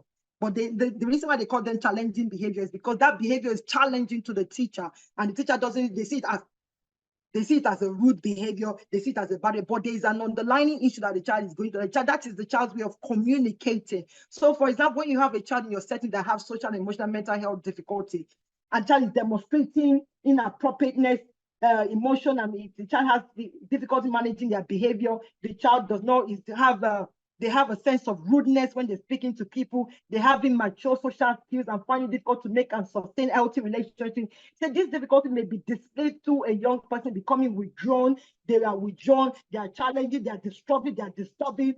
It is quite a lot. So when you see children like this, is their own way of communicating, because most of them cannot express what they're going through because it's just their body going through a lot of, and they don't know how to regulate it. So that is the fourth category of send. Are we still together? Please, if you are together, I need to hear your voice. Yes, are we together? I need to hear you. Wow, we are together here. Yes, There's so much going. We are here. Thank you. Oh, yes. So that was, if I have one more, so that means I've only done 3. And I have one more. The final one is sensory and physical need. Sensory and physical need. I'm just going to go there. Sensory and physical. Okay, yeah. Sensory and physical need. I'm sorry, I thought that was the last one. So sensory and physical need is also part of the 4 areas of SEN. So sensory and physical need says children with this need have sensory need or disability. That means they need additional support and perhaps equipment to access education. And they said there are 5 categories within this final group. So this category falls under when we're talking about a child with visual impairment, when you're talking about a child that has issue with the glasses, that has issue with the eyes, you provide glasses, you move the child to sit closer to the board, the child sits in front, so it will be easy for the child to see the board. You have children with hearing impairment, the child has hearing aid, and then when you're talking to the child is you speak to the child, you have good eye contact with the child, and the child is able to mirror your mouth as you speak. So it makes it easier for the child to hear and understand what you're saying, or you use visual when you're talking to the child. We look at, it says multisensory impairment. That means children who have issues with their sensory. That means they have issues in all areas of their sensory. And when we're talking about sensory, we're talking about taste, we're talking about touch, we're talking about hearing, we're talking about feeling, we're talking about sight. So when children have those multisensory impairment, we're also talking about sensory processing difficulties. When children have issue being able to process their sensory. So we're looking at, and mainly when we're looking at some, they are hypersensitive and others are hypersensitive. So either they're high or they're low. So this is what we call sensory processing difficulty. They're not able to balance up their sensory need. So they either go too high or they go too low. So that's why when you're talking about children with autistic children, you find out that when it comes to taste, they have high taste for some food, they have low taste for some food. They have high taste for some touch for some tactile equipment and they have low tech for some tactile equipment. It's just this is because they have sensory processing difficulty. So they can be high, they can be low. For example, a child might always like to be eating bread. The child might not like to eat cake. The child might like to eat, the child might like marshmallow, the child might not like jelly or might not like certain sweet. It just has to do because they have issues. Is that it's too high or too low? And then when it's too high, they eat and eat and eat and don't stop. But when it's too low, they can't touch it. It irritates them, it disgusts them. So and when you're talking about feeling clothes on their body, certain clothes give them an irritating feeling, certain clothes give them a good feeling. This is part of their senses. They have difficulty in being able to integrate their senses. They are not able to integrate the senses and be able to be able to balance it also. They're either high or they're low. But majority of us can be actually balanced. We can have everything on the same level, but some of these children don't. So, and then finally, we have children with physical disability. We're looking at children with cerebral palsy. We're looking at children with who would have to sit on wheelchair, who needs a walking frame. So those are we're looking at, who needs a walking frame. And therefore, you need to provide some facilities. There must be some kind of facility for the children to have access into the class. You must create an environment for them within the class where they're able to sit down and learn, where it will be easy for them to move in and out. For example, a child that has a wheelchair, because some places, some schools they don't have wheelchair access. So if you have a child who is on the wheelchair, how would you bring the child into classroom? Do you have lift? Will the child go through the staircase? You need to be able to have lift in place. It's just so that you're putting things in place to be able to meet the need of this kind of children. Thank you. So next we're talking about classroom strategy. When we talk about classroom strategy, we're looking at a highly differentiated and personalized curriculum to meet a child's need. That is number one. Within the class, within your setting, within your school, the number one thing that you must have, that your teacher must always have, if they have a highly differentiated and personalized curriculum to meet the needs of your child, particularly if you have a child within the spectrum or you have a SEND child in your class. When you have a SEND child in your class, you must have like a one-page profile of the child that tells you everything about the child, that tells you the child's need, that tells you the things that the child can eat and things that the child cannot do. So all these things will help you to be able to know how to plan your lesson. When you're plan your lesson, so you'll be able to meet the need of that child, because obviously the child will not be able to go according to the curriculum that you're using for the rest of the children. But because it is, when it comes to SEND, you must be person-centered. You must be targeting those children to be able to meet their need as individuals. So, for example, you have four different SEND children in your class. Their needs will be different. So as a teacher, because remember, all teachers are teachers of SEND, all leaders are leaders of SEND, you must be able to put a curriculum in place, a profile in place, a plan in place, that when you're giving this class a lesson, the child as well, for example, autistic children tend to like certain things, they tend to play with certain things. So you can use what the child likes to be able to create a work for you. For example, you're doing math, you're doing 1 to 10, you're doing 1 plus 1. So instead of using 1 plus 1 as in numbers, you can use something like, because the child likes, for example, let's say that the child likes rocket. You can use rocket, the image of rocket, to count for the counting of the child, to be able to do the math sum that you want to do. So this is you having the child you're putting the child into perspective. You're meeting the needs of the child. And when the child sees this thing, the child will be very happy, because these are things that the child already likes. So that is number one strategy for your classroom. Your teacher must always have a personalized curriculum to meet the needs of every single child in their class. They know the ones with language issues. They know the one with visual impairment. They know the one with hearing impairment. They know the one that is autistic, and they know them as based on whatever profile you have of those children. So then I now go into the general things that you put in place. So generally, you have like chunking information. That means chunking information simply means you breaking down information. You don't break it down information to be able to meet the need of this child. So when the information is broken down into small bits, it will be easier for a child to be able to use it. For example, you're looking at children with dyslexia. You bring, because the child has issues with reading text, no literacy. So you make the text smaller for the child, you break it down into bits and bobs for the child to be able to read and then understand, then you move to the next one. So you chunk information out. For example, when you have a child with autism or autistic child in your class, you have like a workstation. A workstation is simply a place that you've provided for the child where the child can work quietly with another adult. Maybe if the child has a one-to-one or there's a supporting adult in the class, you give the child his work and the child does his work in that corner there with all the things that the child needs around him. This is what we're talking about. So you're providing the need of this child and you're meeting him because everything the child needs is just within that corner. And once the child has done his work, the child can rejoin the class again. It's not that the child will be sitting in that corner all morning, all afternoon, and all night. That is not meant to be like that. It's meant to break down break down lessons for the child so that the child will be able to do his work and then go back and join the classes and not isolate the child. We're looking at including the child into what we're doing, into the lesson. So you also have the use of social stories. Social stories will mainly be used for children who have social and emotional and mental health disability, children who have behavioral issue, children that we talked about that they don't know how to regulate their they don't know how to regulate their emotion. So with social stories, it's just you writing, putting something in place like a script, a description of what the child is going through, but it could be like a form of story. For example, when I'm angry, I show my teacher, I speak to an adult.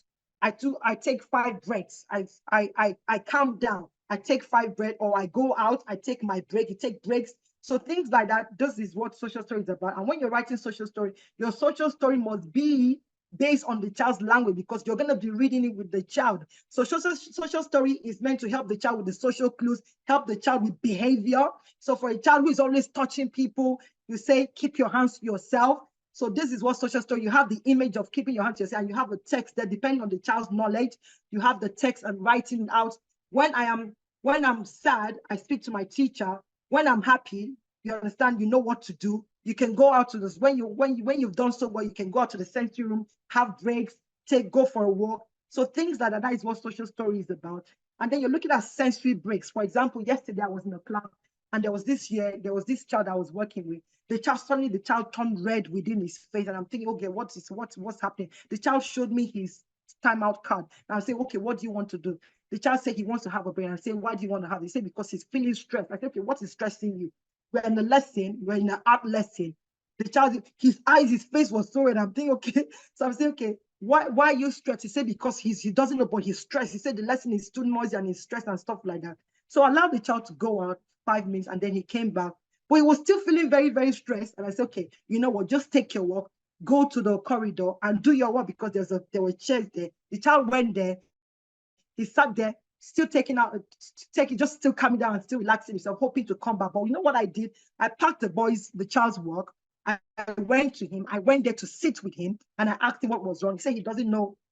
He said he doesn't understand why he's feeling stressed, but he just feels he feels agitated, he feels stressed, and that's why he needed to take the time. I said, okay, that's okay. So we sat together there, we did his work, we engaged. I just spoke to him quietly, and then the child finished his work there. So at the end of the day, the work was done. The child was okay, he did not collapse in the class, and the lesson was done.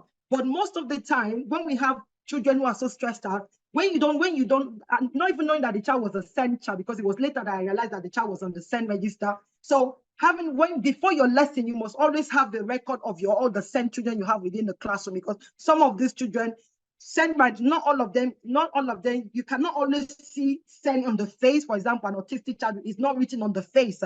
So it's mainly, is something that affects every part of their life. It's a pervasive disorder, but it's not visual like Down syndrome.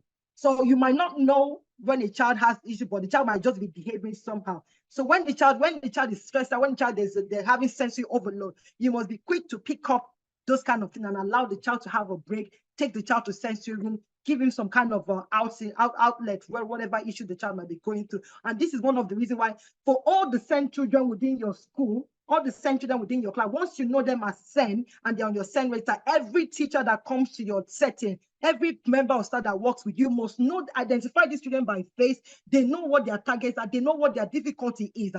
Because in this case, you have everybody's working together and everybody's being inclusive and everybody can identify these children and be able to support them better whenever they're in lesson.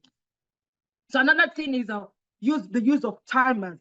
The use of timers, for example, some children have issues in sense of mainly autistic children because of the way they have impairment of social imagination, impairment of social interaction, impairment of social communication. So at times when you put them somewhere, they don't understand why they are there. They don't understand how long they're gonna be there. So you can use a timer, you use a visual board, you use a visual now and next board. I wanted to show you guys my now and next board, but at least I don't know why nobody can see me. You use your now and next board to show them, just like Ms. Popola was saying the other time, she said, this is what we're doing, this is what we're doing now. You use visual board to transition them from one activity to the another activity. You tell them, in 5 minutes, we're going to the next lesson. In 5 minutes is when this timer runs out. If it's a 5 minutes timer, a 10 minutes, you just prepare them because it helps them to be prepared for their next activity, helps them to be prepared. You transition and you communicate with them using visuals. Yeah, some of them have pre-verbal, they can talk, but it's still good because autistic children learn a lot through visual. So you use visual with text. Okay, next lesson is geography. In 5 minutes, we're going to geography. This calms them down and helps them to understand we're not just moving in the whole world. They're not in a space where they don't know what is happening. You use timer, you use structured routine, just like Ms. Popola has said already. You provide a clear instruction for them, especially for children who have ADHD, the ones who always have issues with behavior. You reward their behavior. You reward behavior that is good. You disallow, or at least you don't allow the one that is bad, if I'm saying that. And then you have a differentiated instructions. You have visual aids and prompts, just like what I'm just talking about. You have a visual timetable. You have visual. Your environment is enabling. You have pictures of everything within the classroom, so it's easy for the student to understand. So even if they cannot speak, they cannot engage in conversation with you, they see things and they understand. Also, you have sensory resources. So when we're talking about sensory resources, we're talking about, remember Ms. Popola was talking about fidget toys. We're talking about, because some of them are very tactile. When the lesson is taking longer, they get agitated when they're sitting for so long. You give them like a fidget toy. You give them fidget toys just to calm them, or like a stress ball, those small balls, those nice feeling ball, you just put it in their hand. And they have those things, they know those things are there, they touch it because they know that when they use it, they begin to, it helps them. That's what they use to stretch, to relax themselves. And also when we're talking about writing materials, we're talking about a specific kind of pencil that will meet the need of your child, your center within the classroom. For example, I have a child who have cerebral palsy. The child came from Nigeria, really. And the child, the way Nigerians are, myself, the child has written, oh my God, I've never seen the way they write in Nigeria, my God.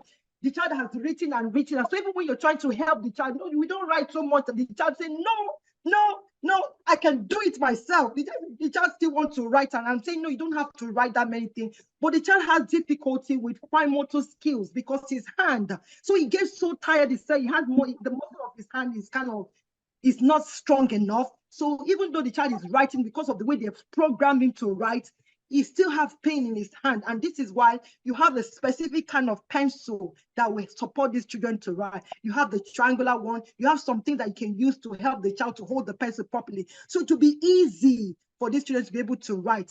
We're looking at children who have dyslexia, and we'll be able to provide a different kind of paper, like a pink paper, to be able to help them to be able to read properly so that the light does not reflect into their eyes. So all these things are part of classroom strategies. You have all these things in place because you never know any child they will bring to you. So that's not when you'll be running helter-skelter. You have a lot of things in place. It's part of the normal inclusive strategy. If I may say, use that word, part of normal, because this is where the world is going now. Everybody's inclusive. We're talking about inclusion.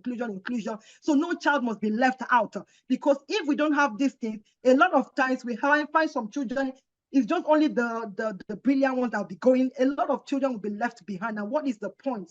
So that's not the reason why we're being teachers.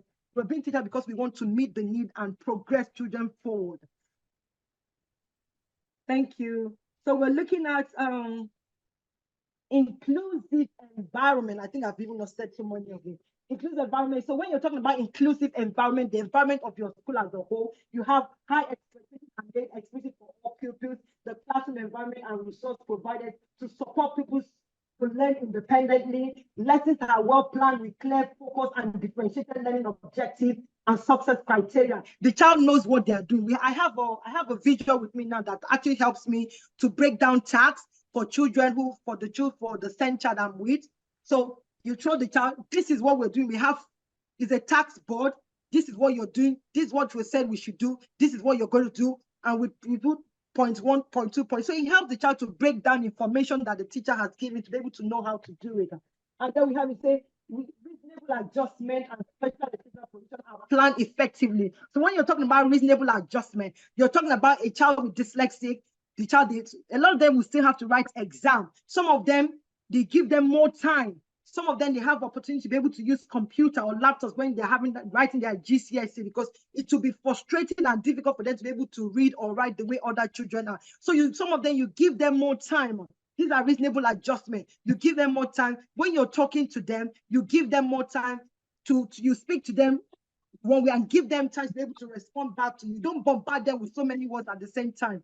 So this is what we call reasonable adjustment. We're looking at children. For example, there was a child when in the pupil, was it pupil? Okay, it was an additional resource. There was an additional resource unit that I worked in. We have this child that whenever it was home time, the child will always have a meltdown. The child will fall to the ground and cry and cry and cry and cry. And nobody understands. Even when they are crying, it will be, it was such a bad, and the child was like 6 or 7 years old. We didn't understand. But so then the class teacher of that child, what they now decided to do was, she now said, you know what?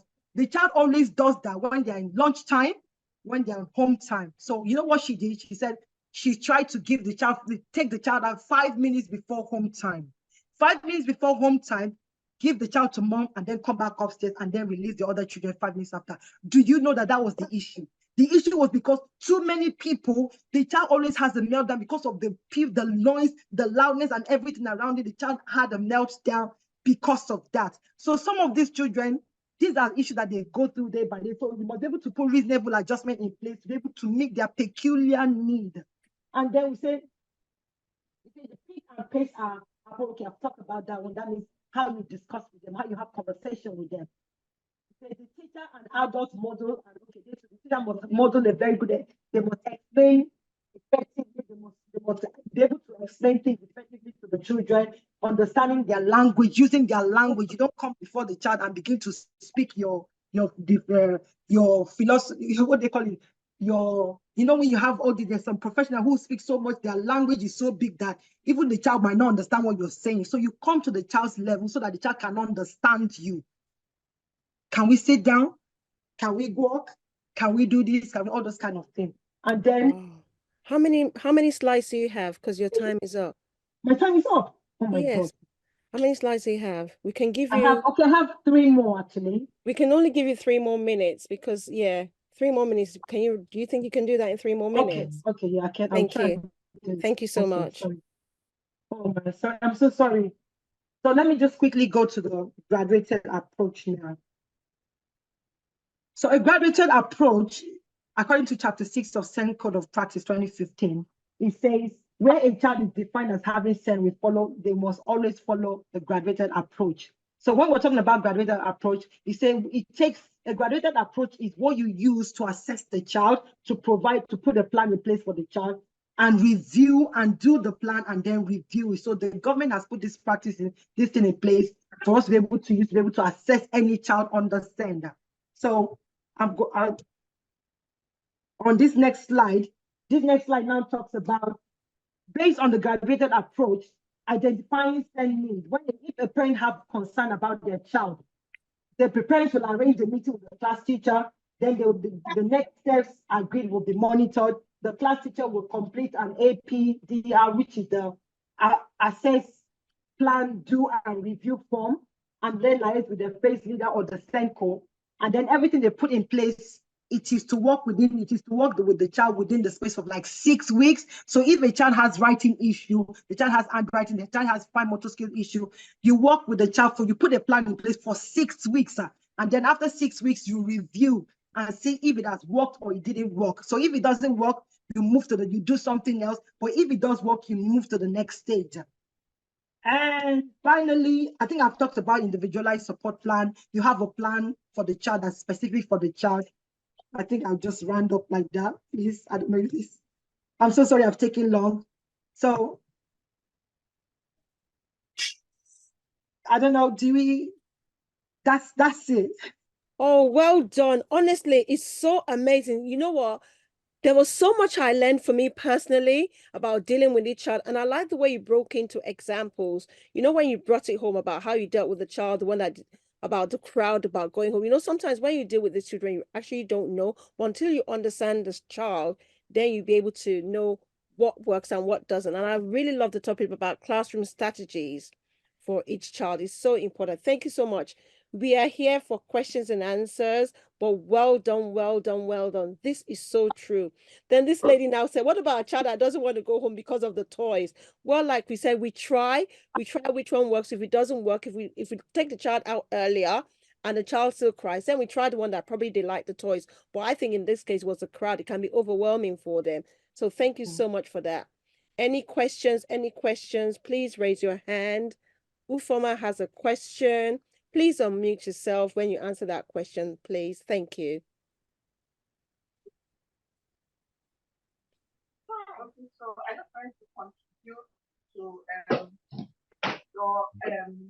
give the suggestion to that person that said that actually child doesn't want to go home because of toy school or the already talked about. We can't really hear you. Is there something in your background? We can't. Yes, I think there's something in the background, so we can't really hear you clearly. Can you said you wanted to add to what was being said, isn't it?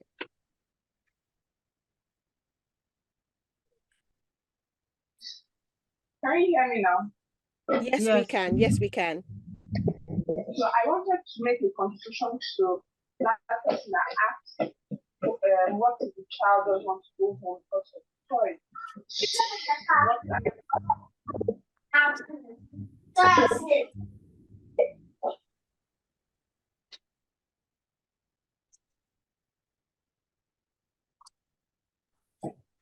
To be honest, you said you wanted to make the contribution about not going home because of toys. Is that not what you said?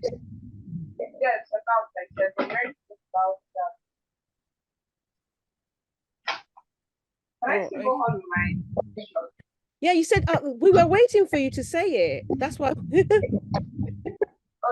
was just going to say that in the particular toys that the child is attached to in school, the teachers could just suggest to the parents to get this particular toy at home for the child.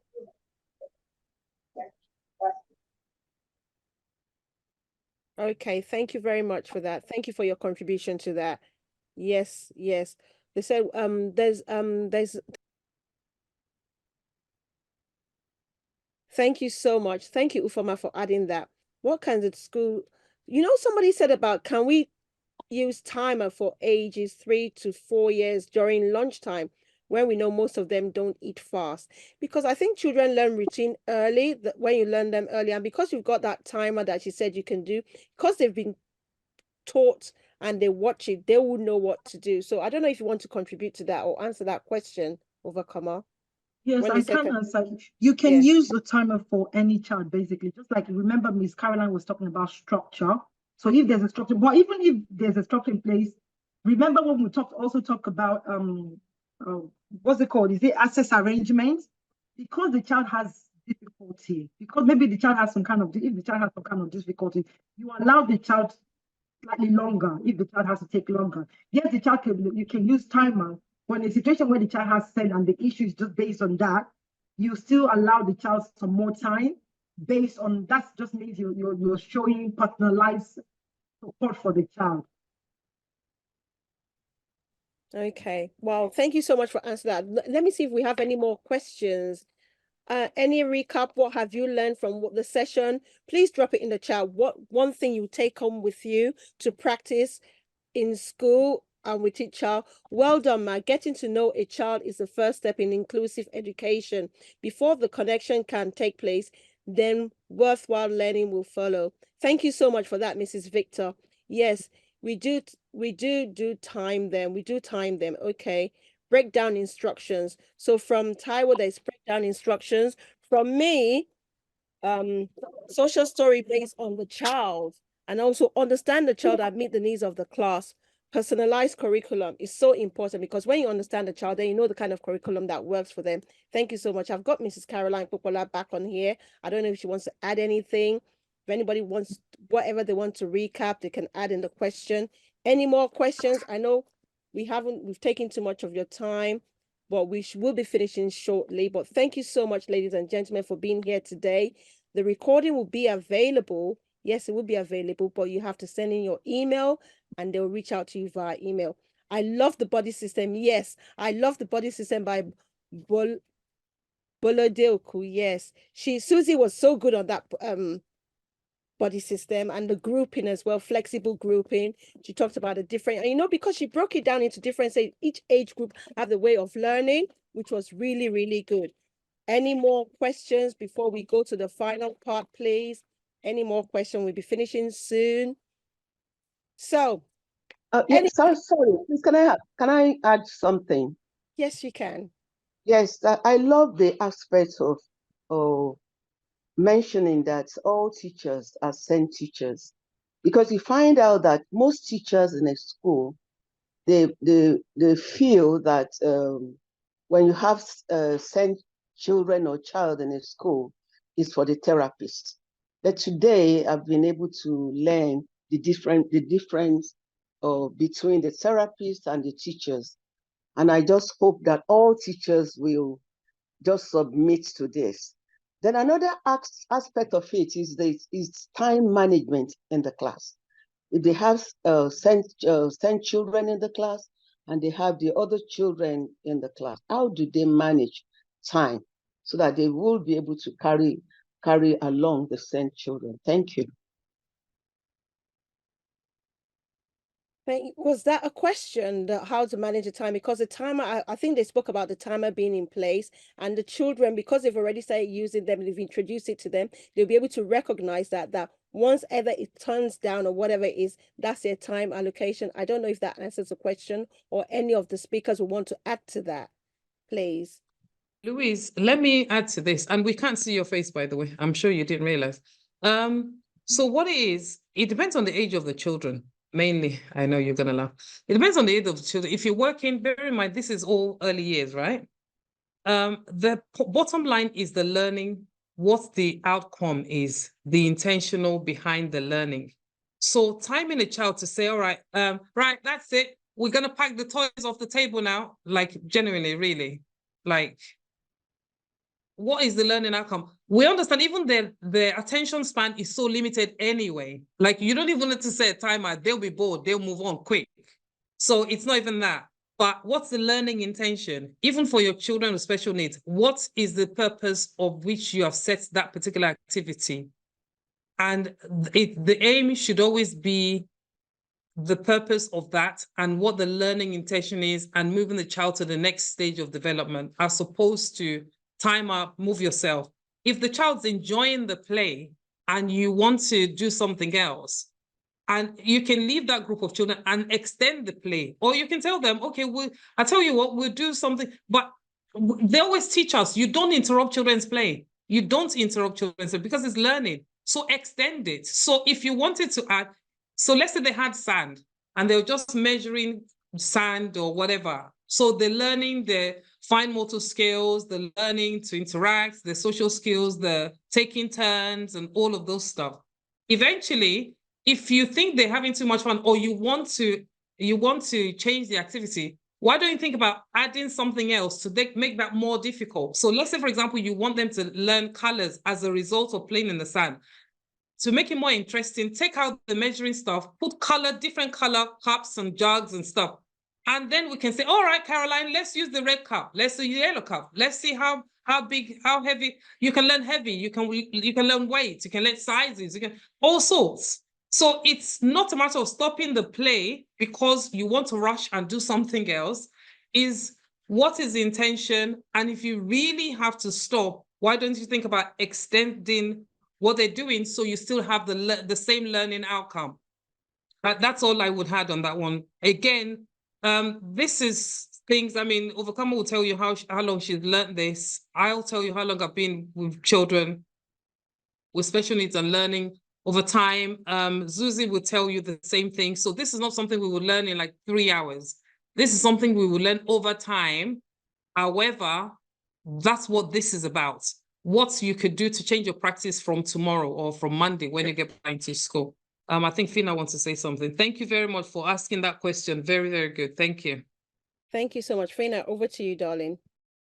Yeah, thank you, guys. I want to kind of, what I was thinking was reiterating what Caroline was saying, where it's about being very creative about the situation. And also, one of the things that children thrive from is when we actually praise them for the thing they've done, the thing they've done well, and then you take them to the next activity if you need to take them to the next activity. So praising them for that work. So even if you wanted to, I wouldn't say interrupt the play, but if it was time for something next to do, then give them a high five of what they've already done, and then, you know, motivate them for the next set of stuff that you want to do, acknowledging that they did well in that task, and then now taking all of them along to the next task.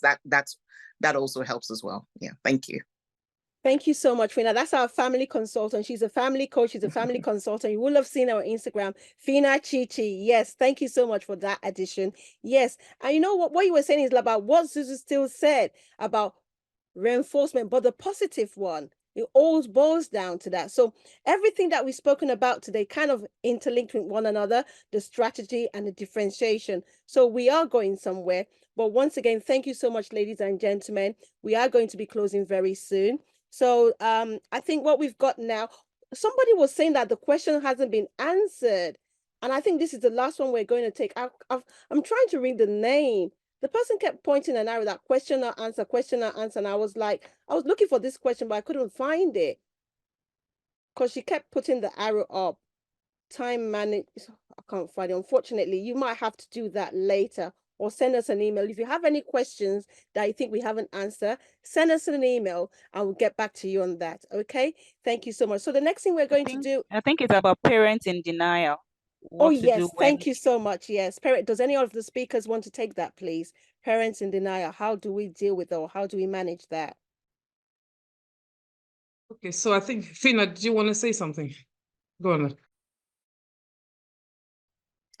Yeah, I think for parents in denial, it's a big deal because it's the stigma. The stigma around it is what is causing a lot of parents to be in denial. But webinars like this that promotes the awareness and talks about it very normally actually helps to destigmatize that stuff, where parents then start to acknowledge it. The more we share about it, the more we talk about it, parents will start being, and when parents can see that they have other parents who are in the same shoes as them, it actually helps them as well, because they know they're not suffering on their own, or they don't have all these challenges on their own. Many parents, even for parents of older kids in the teen years, there's still that problem of denial. But the more we're talking about it, the more we're sharing it in such a non-judgmental way, it's actually helping. So webinars like this are actually helping. So you're already solving that problem by having webinars such as this that focuses on those topics. Can I also add to it as well?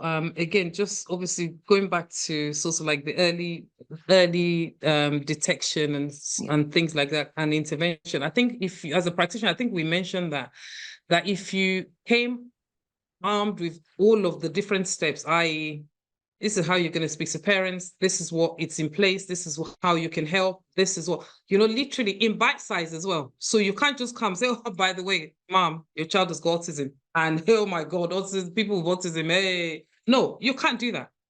Bite size, little bits, just one bit, we think, we feel. We don't say days. So you're saying it's our problem, not your. And it's the language, the way you communicate. Once you say that, you're dropping just one bit. Mom, let's look at it and I'll come back to you.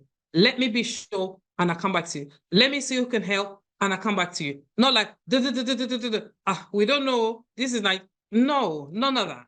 None of that. So, but like I said at the beginning, we would, if you want it, the team are there, they'll take the details. get on the platform, say you would like a session on really how to identify and talk to parents about this stuff, and we will put it out. I'll get the girls to come back in, and Fina will tell you from a parent's point of view how she manages all these parents. So all of these, they're my friends, they're into children, they're crazy about good practice. They love us to do well as practitioners. They want us to raise incredible children. They want us to be the best in terms of practitioners. They'll do anything to really achieve that. And this is not because of payment or whatever. This is genuinely, we love children. We love teachers. We are passionate about people doing well. So please, please, please, if you need it, I said, if we get 20 people and you come with your notepad and you're looking to make a change, we would show up. I promise you, we would show up. All right. Thank you so much. Are you going to do the closing remark first, or shall I you was just going to closing remarks and I call Tersil? I think all right. I think sorry, like I said, we did have a rehearsal yesterday, but everything today has shocked us. I tell you, we didn't have a rehearsal about what happened to us earlier. I tell you. No, we didn't, but Fina, it well. Don't worry, we'll talk about it. Jesus Christ. Hey, people surprise you all the time. Anyway, guys, I just want to say thank you for showing up. Your Saturday is so precious. I'm on holiday. If I showed you how beautiful where I am is, and I'm stuck in a room for 3 hours or so, but it's the love I have for everyone on the platform, everyone that care about children, and the love I have for children, and the love I have for people doing well, and just being the best self, being respected, and loving what you do. I don't even know why I'm so passionate about children and all of us doing well. But first and foremost, like I said, thank you for being here. I want to say a big thank you to Zuzi. Honestly, we had a few speakers we wanted to come on. We couldn't have got a better person. She's just incredible. She's beauty and brains. That's what I call her. She's beautiful and she's got brains in her. Thank you so much for coming. My darling Overcomer. Overcomer, just look, if you need me, I'll show up. I was trying to get whatever, and you can tell she eats, breathe, drink, Sen, so very, very practical. I know a lot of what she shared was around what we do in the UK. Again, if you need that broken down some more to say, okay, how can I relate that to where I am at present? It's doable. Let's talk about it. If you need the materials, slowly, don't say you need the whole book of Sen. We can send you those materials in bite size. You learn it, you implement it, we send the next one. She'll be able to do that. She's so passionate about Senko. I can promise you that.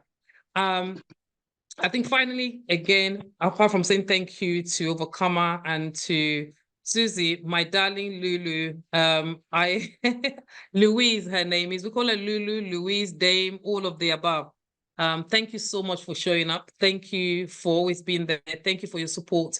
Guys, these two people, Fina and Louise, they're constantly in our program in Nigeria, and that takes me nicely to it. For those of you that have not even heard of Early Years Childcare Conference, I promise you have been under a rock. There's no other way. You have been under a rock. You really have been under a rock. You honestly, it's a place you want to be. You want to embrace learning on a different level, networking on a different level. That's the place to be. And we're coming back this year again, by God's grace, bigger and better. We're taking up to 1,500 people, if not more. Where you want to be? July the 13th, that's where you want to be. And just support this. This is free. Everything is free. Everything is free, and we're happy to impact. That's the fun part about it. Do you know how many times people have said, oh, are you charging? I'm thinking, no. And that's it. So send your teachers, send your head teachers, send them to come and learn. And we have, I'm not sure, were we meant to talk about the event we have for school owners or not? Not really. I'm not sure. I'm not sure. We're going to talk about that. Part of the She said I'm announcement. meant to talk about it. Oh, okay. Yes, you can talk about it, then they do the announcements. No. You can do the announcement. Thank you very much. Thanks, everyone. And it's so lovely to still have 57 of you. Bear in mind the craziness. Thank you so much. Bless you. Thank you. I look forward to seeing you all soon. Thank you. Thank you. Thank you, Caroline Popola, for that. Thank you for your closing remarks. Thank you, everybody, each and every one of you still present with us. It's been awesome. So now, without further ado, let me bring up the engine, the one that keeps on rolling behind all the work that we're seeing to make sure that Alpha Childcare, Alpha Global is working tirelessly to make sure we always have a successful event, a successful conference. Our one and only Alpha Global lead, Mrs. Oluwatosi Amahabi. Where are you, darling? Let's see your face. Woo! He's clapping. Let's go, girl. Let's go. Let's go. It's all Thank for you. Are you going to sing for us? Because Unfortunately, I know you can sing. You're singing Where's today. your face? Let them my see face you. is unavailable at the You moment. cannot be unavailable today. Today you have to be available. Guys, Don't can you worry. please? I know Louisa said such lovely stuff, but can you please celebrate Tosin? Yes, Honestly, please celebrate her. please. I'm Honestly, in tears just she's knowing Tosin honestly, exists. yeah. Thank you. Toasting, Thank you, Thank you, honestly, Tosin. ma. we Thank you so I appreciate much. give you you so for Thank much all the you. work you flowers do. now and always. Help me Thank you, ma'am. celebrate that girl. She puts everything together. She makes us look so good. We're not very. All right, let's get on with All it. All right, right. thank you. Okay. And now, Thank you, ma. Thank you so much. Thank you, Mrs. Lewis. Thank you, Mrs. Caroline Popola, my Oga at the top. Thank you so much. I appreciate you greatly, ma. Mrs. Caroline gives you wings to fly. That's just just it. She gives you wings to fly, and I'm grateful for that. Okay. I'd like to first off thank everybody that has waited up until now. Without further ado, I'd like to bring to us our event. Can you see my screen?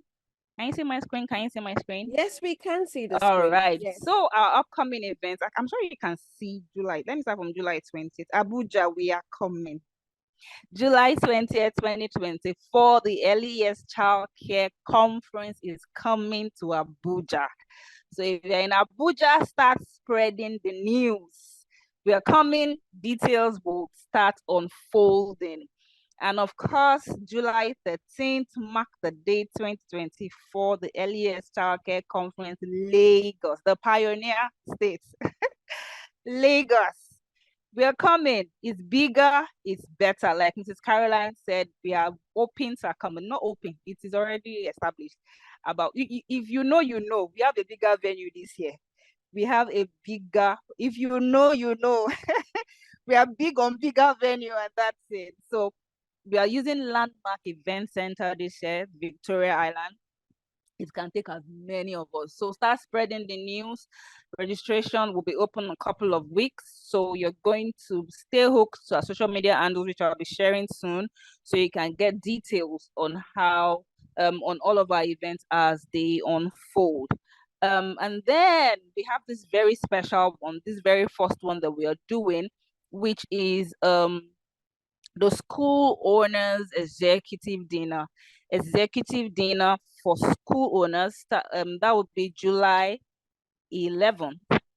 So the purpose of this school owners dinner is designed to bring together school owners, school leaders, school administrators for an evening of networking, collaboration, and inspiration. So by joining us, you have the opportunity to connect with fellow education professionals. You have people who have been in the school industry for years, sharing their experiences. You can learn from industry experts. So if you want to be a part of this, I'll be sharing a link now. If you own a school, you run a school, you don't want to miss this. Now, note, it is for a limited number of people. It's a closed event. You have to come with an invitation. So because you're here today, because we were disrupted and you came back, you already have an automatic invitation. So I'm going to be sharing the registration link. Note, the one for teachers is on the 13th. This one is for our leaders, our school owners, school leaders, school administrators, people that run schools, people that own schools. So if you want to be a part of it, I just posted the link. Please fill in your details and we're going to get across to you. Remember, limited spots, it's only by invitation. Okay, so that's it. So also, if you Want to keep tabs with all of our events. Registration will soon be out for the conference. Please follow us on all our social media platforms. I just shared that now. Follow us on LinkedIn, follow us on Facebook, follow us on Instagram, so that you can get the tea as it begins to spill. You get the gist immediately, you know. So also I'd like to say that for as many of us that want the slides, we're going to share. Mrs. Caroline has said that we're going to be sharing the slides. So please drop your email address. Drop your email address in the chat box. We're going to pick it up from there. Yep, we're going to pick your email address up from there. And people have been dropping it already, so just drop it. We'll leave the meeting for like 5 minutes extra so that you can drop your email address. And then we'll pick it up from there and we'll get the slides and the recording. Recording? Yeah.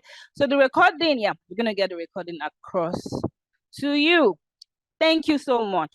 Thank you very, very much. We are grateful. We're grateful. We hope to see you on the 13th of July in Lagos. We hope to see you on the 20th of July in Abuja. And for the school owners, we look forward to seeing you on the 11th. Thank you so much. God bless you. Wow. Thank you so much. I hope you've got the dates down. Yes, if you come to Abuja, you'll see Fina, you'll see Caroline, and you see myself. You get to see the one-to-one with us. If you come to Abuja on the 20th, we are all going to be there. So we look forward to seeing each and every one of you. But once again, thank you so much, ladies and gentlemen, for being part of this webinar series. I hope you've been able to take so much information. You're going to apply it. You're going to practice it. And like Caroline said, plant the seed of knowledge that will last a lifetime. As you're planting these seeds in these children, it's going to last a lifetime in them, because it's important that we're flexible, we're committed, and we adapt to them, because they are part of the future. Thank you so much, ladies and gentlemen. And that's it for me. Goodbye. Have a lovely weekend, and we hope to see you in Lagos and in Abuja, Africa. Whoa. Don't forget to drop your email address so we reach out to you so you can get the materials, the recording, and also follow us on social media so you know what's going on. Okay? Thank you so much, everybody. Have a lovely weekend, and we hope to see you soon. Goodbye. Bye, guys. Bye. Well done. And it's a wrap.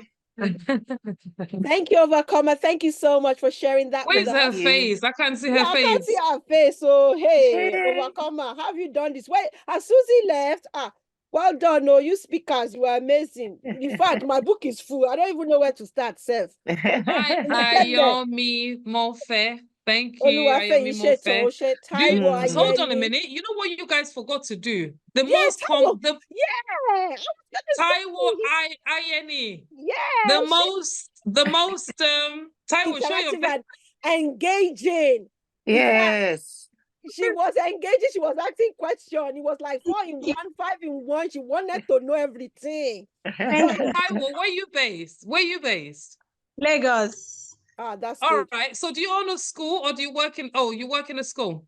Yes, I work in a school. Shiba School, Magodo, phase 2. Okay. Okay. Not that I know where that is, but it's okay. It's fine. So what we're giving, we're having dinner with her, isn't it? We're taking you out for a meal. Yes, we are taking her out for a meal. The 3 of us are going to take you out for a meal. Yes, we'll take you out for a meal. We are taking you out for a meal, Taiwo. We'll spend the time with you. So we get your details. All dolled up, all dressed up, all dolled up. We're going to take you out. Yeah. So we need to get your details, your email. Just send the email. Drop your stuff and put meal. Taiwo, if you can send a direct message to not general, direct message with your phone number so I can reach out to you. All right. Thank you, ma'am. On the chat, just direct message. On the chat or on the, because the chat is closing. Okay, she can send it now. Let her send it now. Yeah. No, she meant. Are you on our group? Who should I send it? Yeah, I'm following on Instagram. Okay, that'll be fine. I think you should do Instagram. Just That's what DM. I was gonna say. Yeah, DM on Instagram. Yeah. Thank you so much. Thank you. Don't forget. Well done. Well done. I'm glad we remembered. We'll be I was just gonna say it. I was gonna say it. I was just gonna say, but we both remembered at the same time. So yeah. At least. Well done, guys. Thank you so much. everybody. Have a We'll be blessed one. closing the room in 10 seconds. So let's start counting. 10, 10, 9, 9, 8, 8, 7, 6, 5, 4, Bless. 3, 2, 1. And we close. Bye, everybody. Bye, guys. Bye.